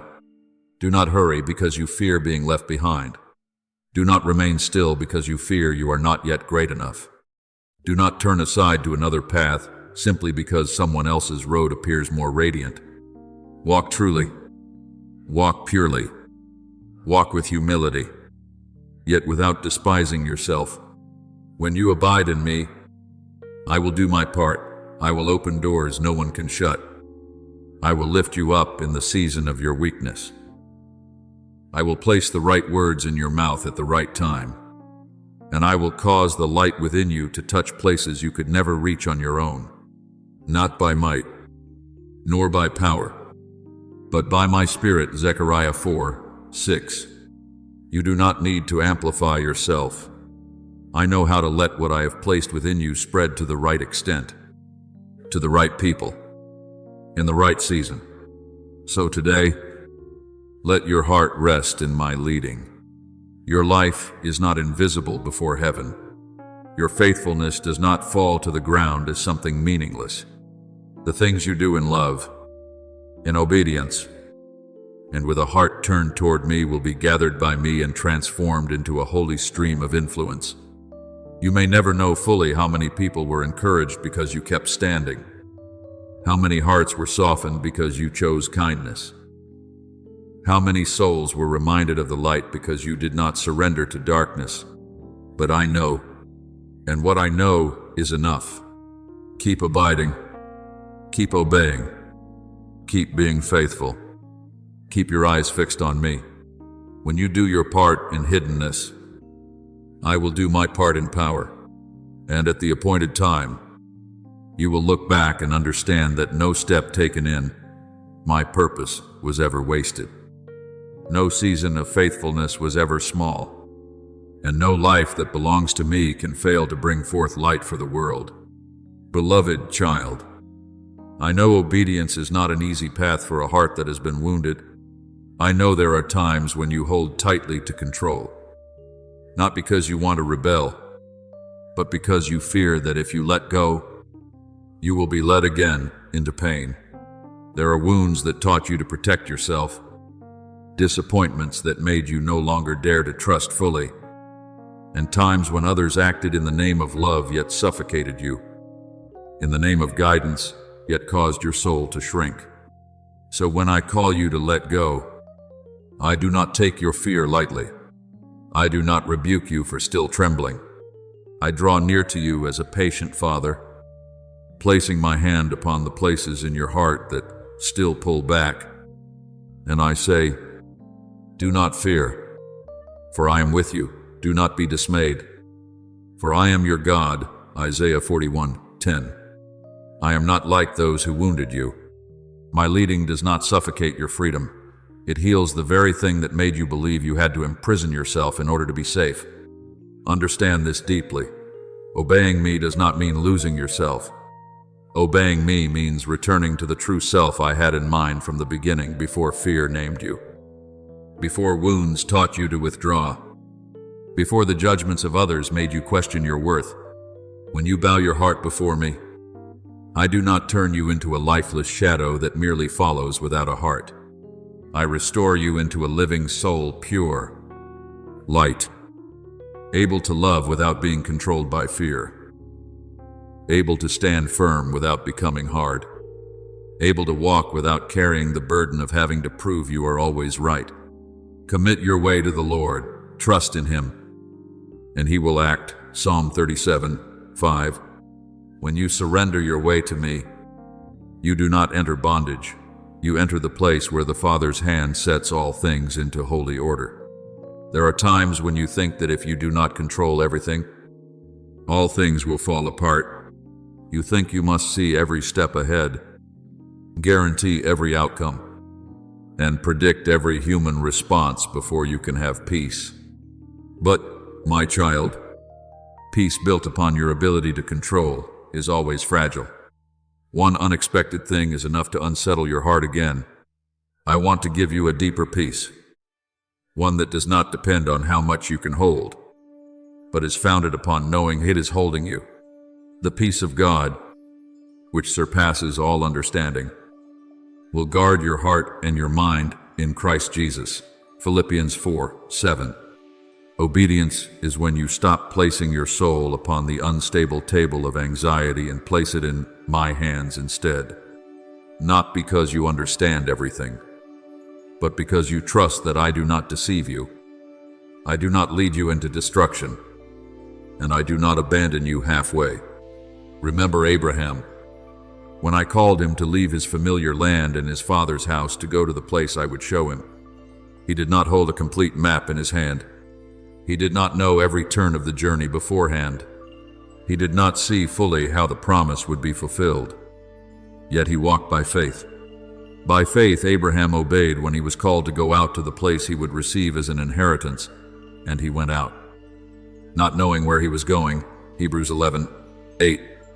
Beloved child, there are seasons when I call you in the same way. I do not explain everything first, and only then invite you to step. I invite you to trust the one who is calling. Abraham did not become smaller because he obeyed. His obedience opened a stream of blessing for many generations after him. This is the holy secret you must engrave deeply in your heart each time you obey me in the present. You may be opening the way for a grace that your children, those who come after you, and souls who have never met you will one day receive. Therefore, do not despise small acts of obedience. You often think obedience must be a great act, a decision that shakes an entire life, a step that everyone can recognize. But many times, obedience begins with a very small yes within the heart. It is when you do not answer with sharp words, even though you could win the argument. It is when you choose prayer instead of feeding suspicion. It is when you apologize, even though pride wants to defend itself. It is when you keep yourself from what you know would darken your soul. It is when you say, "Father, I trust you," even while the road ahead remains covered in mist.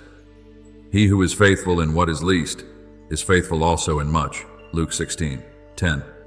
I do not measure your obedience by how grand it appears outwardly, but by the softness of your heart before my voice. I do not need you to be perfect before you follow me. If I only called those who were no longer weak, who could ever draw near, I call the one who is trembling, the one who is learning to trust again, the one who still carries tears in their prayers, the one who does not yet understand everything but still desires to walk uprightly before me. What I seek in you is not a performance of perfection, but willingness. When Samuel was still a child in the temple, he did not yet fully understand my voice. But in the end, he answered, "Speak, for your servant is listening." 1 Samuel 3:10. That was the beginning of a life being led. It was not complete understanding that opened the way for Samuel, but a heart willing to listen. So it is with you. You do not need to have every answer in order to obey. You only need to keep the ear of your heart close to me. And step by step, I will teach you to distinguish my voice from the voice of fear, the voice of wisdom from the voice of haste, and the voice of love from the voice of condemnation. There will be times when I teach you obedience through forgiveness, not because what others did was small, and not because your wound does not deserve to be acknowledged, but because I do not want anger to become a home within your heart. Forgiveness does not mean calling darkness light, nor does it mean allowing others to continue hurting you. Forgiveness means placing judgment back into my hands, so that your heart is no longer bound to the one who caused you pain. Be kind to one another, tender-hearted, forgiving one another, just as God in Christ forgave you. Ephesians 4:32. When you choose forgiveness and obedience, you do not become weaker, you are set free. You step out of the narrow room of bitterness and allow me to open the door for healing to enter. There will also be times when I teach you obedience through silence, when you are misunderstood, when slander touches your honor, when you want to rise up and explain everything to defend your image. I may gently speak, "Be still, and let me bear witness for you." This is not easy, because the self longs to be vindicated immediately. But there is a holy strength in the one who entrusts the truth to me. When my only begotten son was falsely accused, he did not allow every accusation to pull him away from his mission.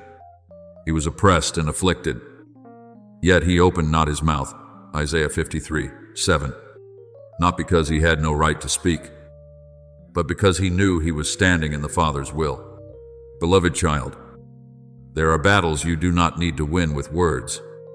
There are truths I will cause to shine at the appointed time, and when I do, no darkness will be able to cover them. Then you will realize that obedience is no longer the heavy yoke you once imagined it to be. When your heart understands that I accepted you before you accomplished anything, obedience will no longer arise from the fear of rejection, but from gratitude for having been loved. I do not teach you to live rightly in order to purchase my love. I teach you to live rightly because my love has become the good ground beneath your feet. We love because he first loved us. 1 John 4:19. From the place of being loved, you learn to obey. From the place of being accepted, you learn to change. From the place of being covered by grace, you learn to walk in holiness without becoming exhausted. Obedience then no longer feels like chains, but like wings, no longer like loss, but like the path that leads you into the deepest freedom. Therefore, beloved child, today I do not require you to understand the entire road. I only invite you to give me the next step. Begin with a small prayer within your heart. Father, I am willing to release what you are holding too tightly, willing to forgive where I am bringing healing, willing to be silent when wisdom requires stillness, willing to move when I open the door, willing to stop when I close the way. Remember, to obey is better than sacrifice. 1 Samuel 15:22. Because what I desire is not only what you offer from your hands, but that your heart would be placed completely in mine. When you obey, I restore wholeness within you. When you trust, I open new paths. And when you follow me in hidden things, I will cause your life to become a marker of grace, not only for you today, but also for the generations who will step into the light because of the faithfulness you chose in me. Beloved child, I see very clearly the hidden depths of your heart, where waters are flowing in opposite directions, where you both long to trust me completely and fear that if you let go, your heart will be wounded once again. I see you standing between two voices, one gently reminding you that I love you, that I have never left you, that my grace is still sufficient for you, but another whispering that perhaps this love is meant for someone else. Perhaps you have gone too far. Perhaps you are no longer worthy to be held in my arms. My child, do not be ashamed of that inner struggle. I do not turn my face away from you because you still doubt. I do not move away from you because you cannot yet believe with strength. It is precisely where you are most honest, where you no longer hide your trembling, that I draw near to you with tender mercy. The sacrifices of God are a broken spirit, a broken and contrite heart. O God, you will not despise Psalm 51:17. I do not need you to bring before me a polished prayer like a perfect song. I only need you to open a small crack in the door of your heart and say, Father, I am here. There are prayers that are only breaths, cries that sound only within the chest, tears that cannot become sentences. Yet, beloved child, I still understand. Before your lips can find the words, I have already heard what your soul is saying. Before you know what to ask for, my spirit has already lifted up your weakness with groanings too deep for words. As it is written, the Spirit helps us in our weakness. For we do not know what we should pray for as we ought. Romans 8:26. Therefore, do not think you must become strong before you may come near me. Come while you are still trembling. Come while you are still confused. Come when your faith is only as small as a mustard seed, because I do not despise small beginnings. One truthful whisper can open the heavens. Because my love does not demand a performance. My love only waits for you to allow me to enter the place you have kept locked for far too long. When you sleep, I do not sleep. When your eyes are weary from long days of carrying burdens, my eyes still watch over you with unfailing faithfulness. When you no longer have the strength to understand yourself, I still understand every fragile movement within your heart. When you weep in silence, not one tear falls outside my knowledge. You have counted my wanderings, put my tears into your bottle. Psalm 56:8. Do you see? What you thought was invisible before the world is remembered in my heart. The emotions you fear are too small, too chaotic, too difficult to name. I do not take them lightly. I do not tell you to quickly move past them so you can become easier to handle. I sit with you in that place of pain, not as a distant God observing from above, but as the Father who comes very near, so your heart may know it is no longer alone. Remember Hagar in the wilderness, when she was driven into a place of loneliness, when the future before her seemed dry and the child in her arms seemed to have no hope left. She thought she had been forgotten in a land where no one would search for her. But I met her there. I opened her eyes to see the well of water that had already been prepared. And she called me the God who sees. Genesis 16:13. Beloved child, that story is a reminder for you today. There are wilderness places in your life that are not proof that I have left, but places where I will reveal that I still see. I see you when no one understands. I see you when you no longer know how to explain your pain. I see you even in the moment when you think you have become too small to be called by name, and in the place where you think there is only dry sand. I can open a well of living water. Do not look only at what has fallen from your hands. My child, I know there are losses that have carved deep places in your heart, closed doors that made you think the promise had closed with them, people who left and left behind the question of whether you are still worthy of love. But look at what remains, what time has not taken away, what the changing hearts of people have not destroyed. I am still here. My hand is never withdrawn from you. My call has never changed its tone because your heart grew weak. You are still called my child, not because you are always right, always steady, always bright, but because I am the Father who does not change. I have loved you with an everlasting love, therefore I have drawn you with loving kindness. Jeremiah 31:3. That love is not diminished by the days when you lose your way, nor is it increased by the days when you do well. It flows from my nature, and because I do not change, that love remains there, more steadfast than every fear within you. Perhaps you have grown used to a fragile kind of peace, the kind of peace that only appears when everything is going smoothly, when no one disappoints you, when plans unfold exactly as you desire. But the peace I give is not like what the world gives. The world gives and then takes back, promises and then changes, holds you with one hand but may let go at any time.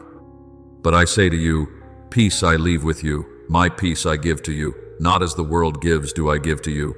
John 14:27.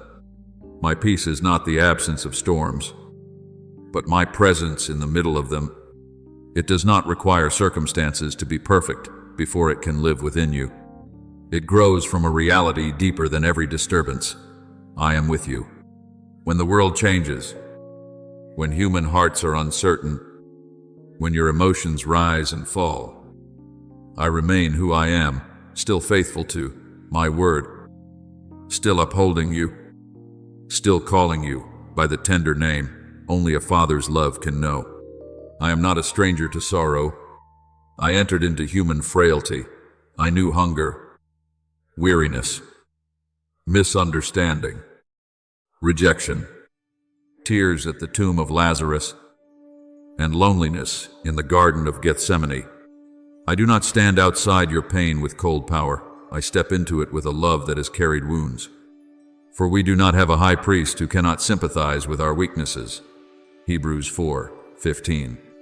Because I have known the fragility of human life, I do not treat you from a distance. Because I understand, I sympathize. Because I sympathize, I heal.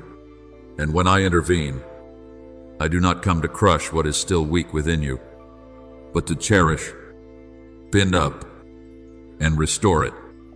As it is written, a bruised reed he will not break, and a smoldering wick he will not quench. Isaiah 42:3. Beloved child, if you could see what I am preparing behind the curtain of the present moment, you would not tremble as much as you do now before the things you must release.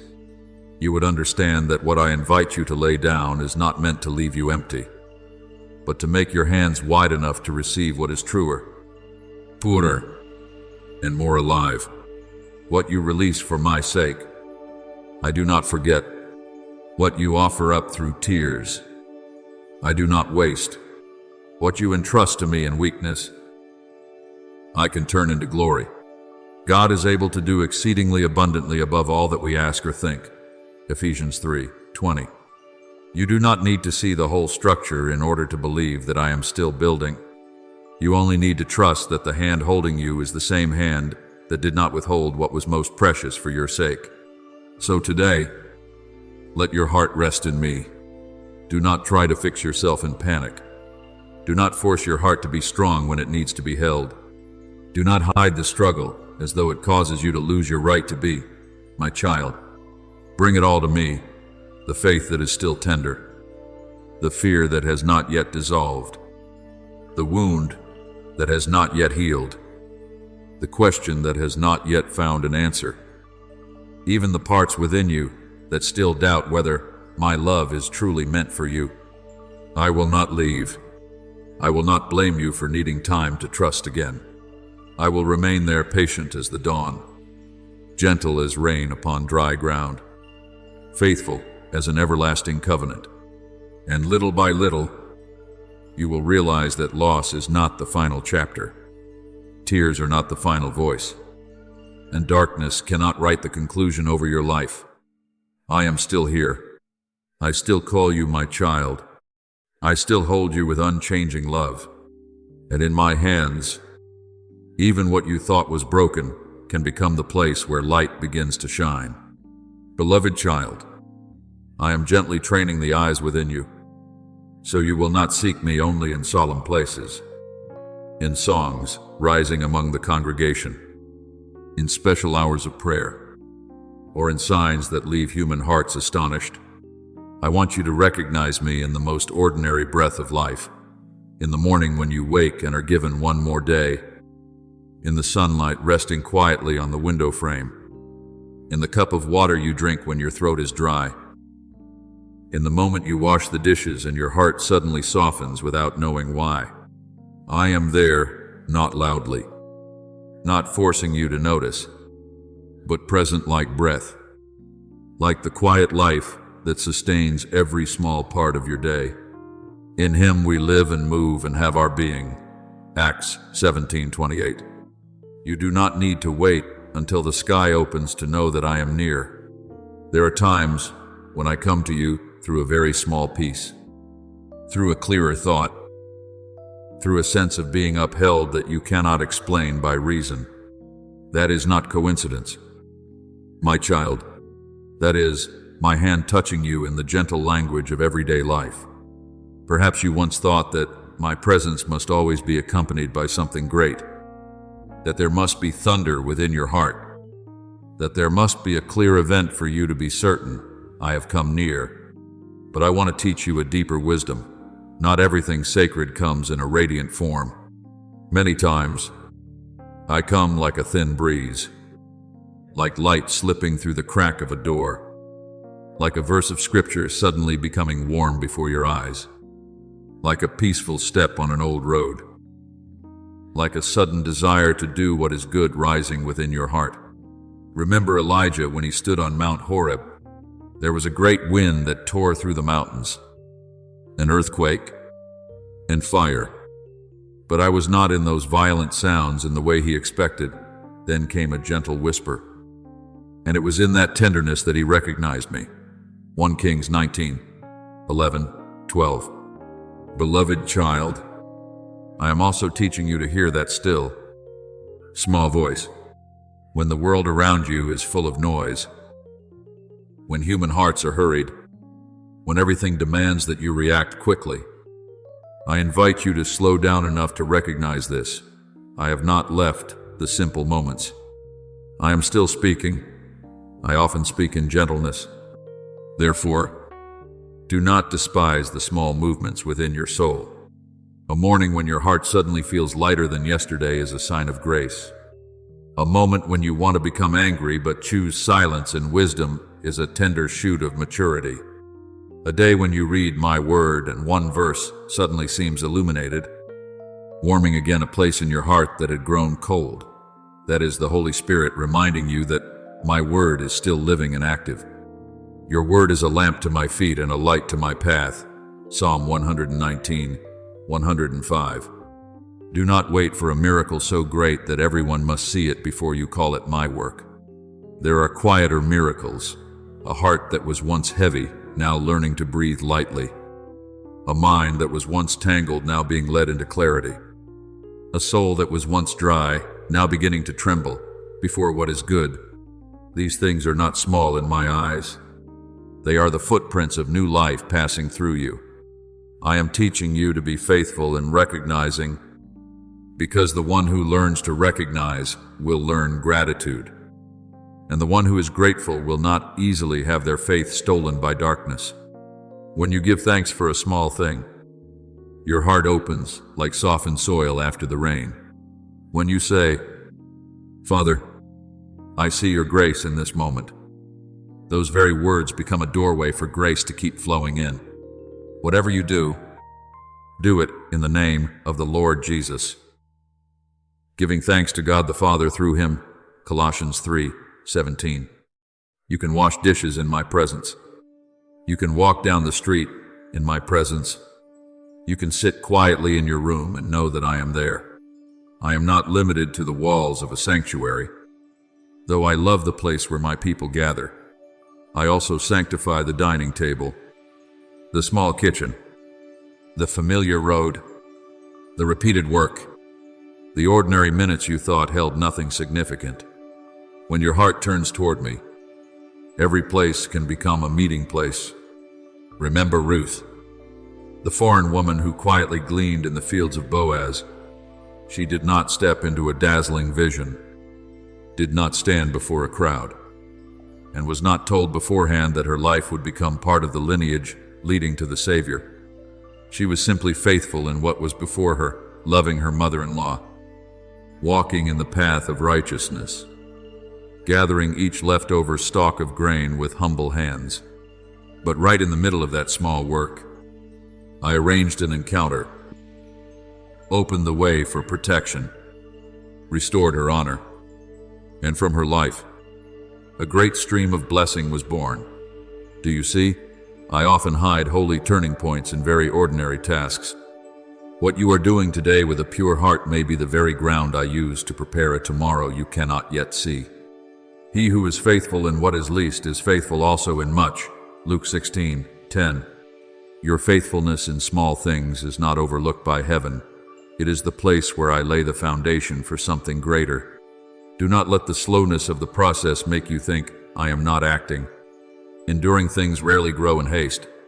Tree roots make no noise as they reach deep into the earth. Yet that very hiddenness enables the tree to stand firm when strong winds come.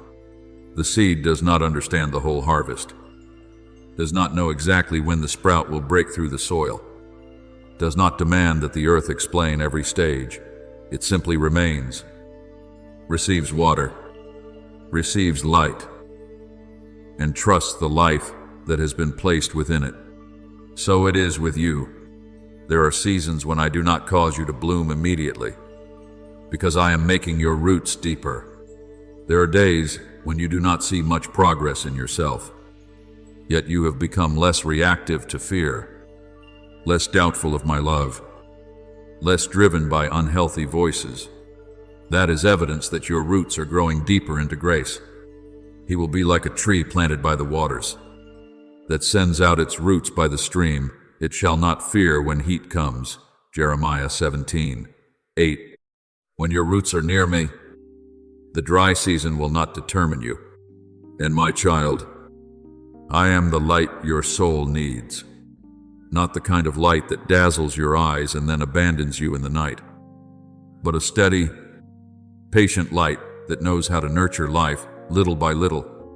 Every good emotion you feel after a heavy season, every wise decision that comes at the very moment you are about to take the wrong path, every moment you choose peace instead of panic, every time you desire to pray again though you had previously felt dry, all these are signs that I am working within you. He who began a good work in you will carry it on to completion until the day of Christ Jesus. Philippians 1:6. You do not have to perfect yourself by your own strength. I am working from within, not hurriedly but surely, not loudly but deeply, not by force but with power. Therefore, learn to bend down and gather the fragments of grace in your day. Give thanks when your heart becomes gentle. Give thanks when you have enough strength to do what is right. Give thanks when a verse of my word touches you. Give thanks when you realize that, in one small response, you are no longer the person you used to be. Gratitude will turn your eyes into eyes that can recognize my presence. It will cause ordinary things to shine with holy light. It will help you not to miss me simply because I come in such a gentle form. Give thanks to the Lord, for He is good. His mercy endures forever. Psalm 107:1. When you live with gratitude, your faith no longer rests only on the great things I do, but begins to take root in the goodness of my very nature.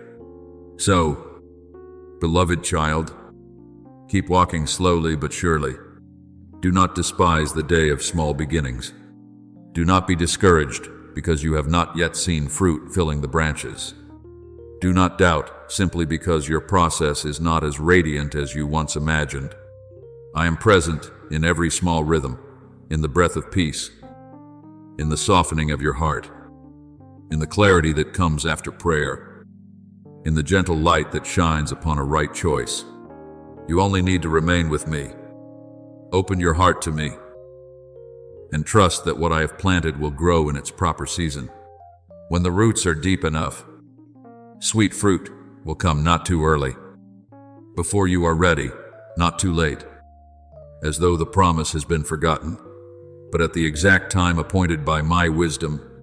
And when that day comes, you will look back at the small moments of today and understand that in the very places you thought were most ordinary, I was quietly building a life full of light, gratitude, steadiness, and pleasing to the Father.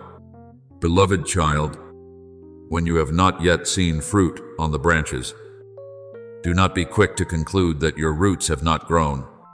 When you have not yet seen the door open, do not think your heart has not been transformed. Some of my deepest works do not begin with joyful shouts before the crowd, but with quietness in the secret place, where you choose not to answer with bitterness, even though your heart has been touched by pain, where you continue to pray even when your emotions feel dry, where you still keep your heart tender, though life has given you reasons to become hard. Spiritual maturity does not always wear the garment of radiant victory. Many times, it wears the garment of patience, perseverance, and a sigh that still turns toward me. Your Father who sees in secret, Matthew 6:6. And I want you to know that I have seen the times you remained silent, not because you were weak, but because you did not want to wound further.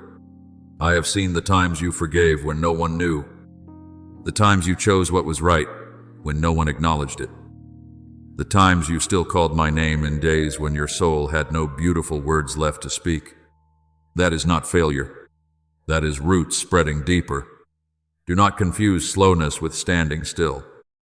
My child, a seed lying beneath the soil may look as though nothing is happening, but in the hidden darkness, life is making its way forward. It does not need the applause of the earth to know it is growing. It does not need the gaze of passers-by to prove that life is within it. It only needs to remain in the soil, receive water, receive light, and trust the appointed time. So it is with you. There are seasons when I do not rush to show you results, because I am making your roots deep enough so that when fruit comes, you will not be bent by the wind of pride, nor withered by the heat of testing. He will be like a tree planted by streams of water, which yields its fruit in season, whose leaf does not wither. Psalm 1:3. I do not only want you to have fruit, I want you to have roots. For fruit may draw attention for a season, but roots keep you standing through many seasons. I once declared that the righteous shall live by faith. Hebrews 10:38. not by always feeling strong, not by success that is always visible, and not by the affirmation of others. To live by faith means that you keep walking even when you cannot yet see the whole road. Keep believing when the answer has not yet come, and keep choosing what is good on a repeated day that seems as though nothing has changed.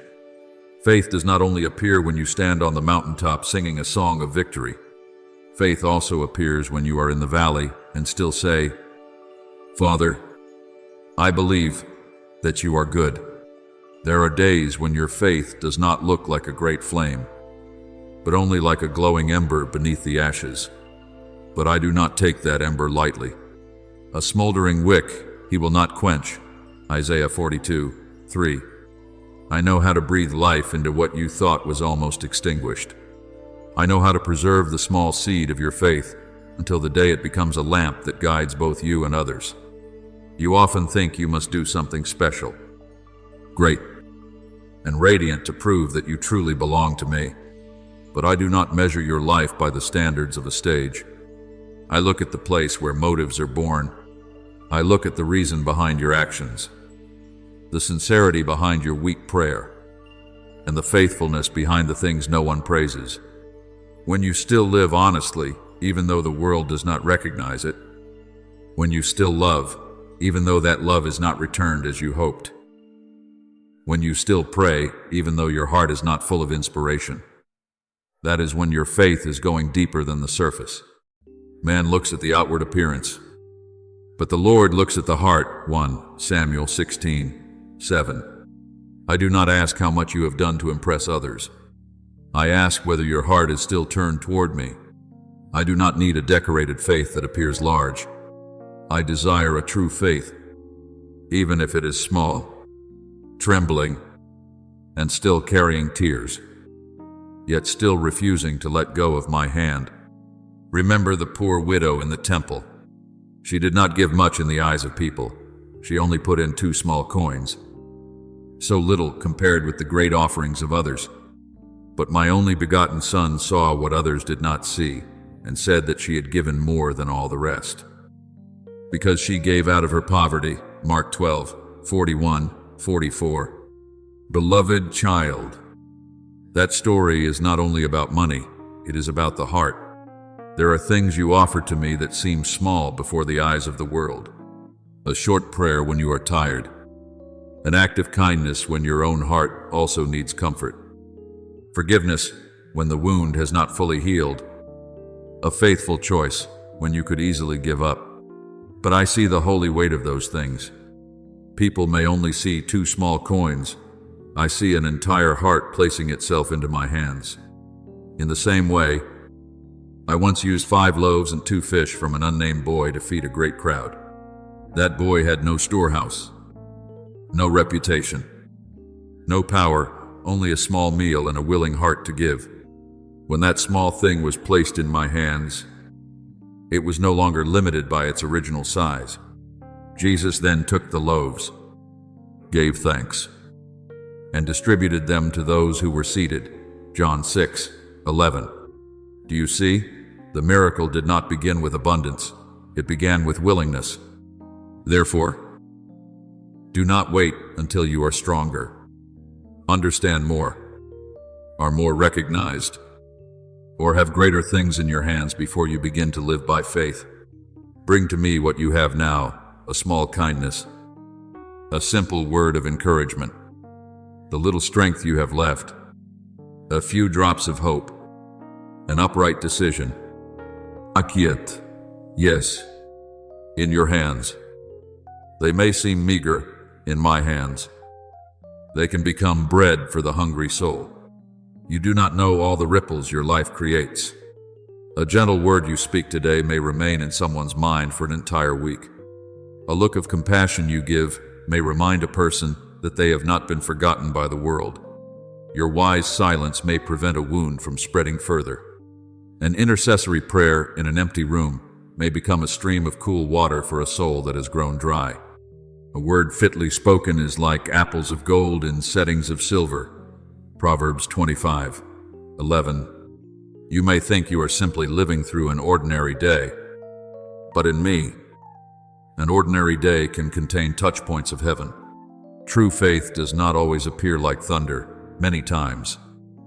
It spreads like gentle ripples across the surface of a lake, quietly reaching distant shores you cannot see. Therefore, do not lose heart when you have not yet seen clear results. Do not say that you have not matured simply because you have not stood in a high place, have not been affirmed by others, or have not yet seen fruit filling the branches. I am rejoicing over your process, not because you have never been weak, but because you continue to return. I am pleased when you choose to believe one more time. I am pleased when you do not allow pain to turn you into a bitter person. I am pleased when you keep a teachable heart, a soul that still knows how to soften before my voice. Let us not grow weary while doing good, for in due season we shall reap if we do not lose heart. Galatians 6:9. The harvest will come, beloved child, but I do not want you to love only the harvest while despising the season of sowing. It is in the season of sowing that your faith is made real. It is in the season of waiting that your roots are made deep. Keep offering me the small things you have. Offer patience when your heart wants to hurry. Offer prayer when you do not know what to say, except my name. Offer forgiveness when I invite you to step out of the chains of anger. Offer faithfulness in the things no one sees. Offer the small light you still carry, and I will place it where darkness needs to be illuminated. You do not need to become a great torch in the eyes of the world in order to have value. One true ray of light can still save someone from collapsing in their night. One pure drop of water can still soothe dry ground. A sincere faith, even if small, can still please me. For without faith, it is impossible to please God. Hebrews 11:6.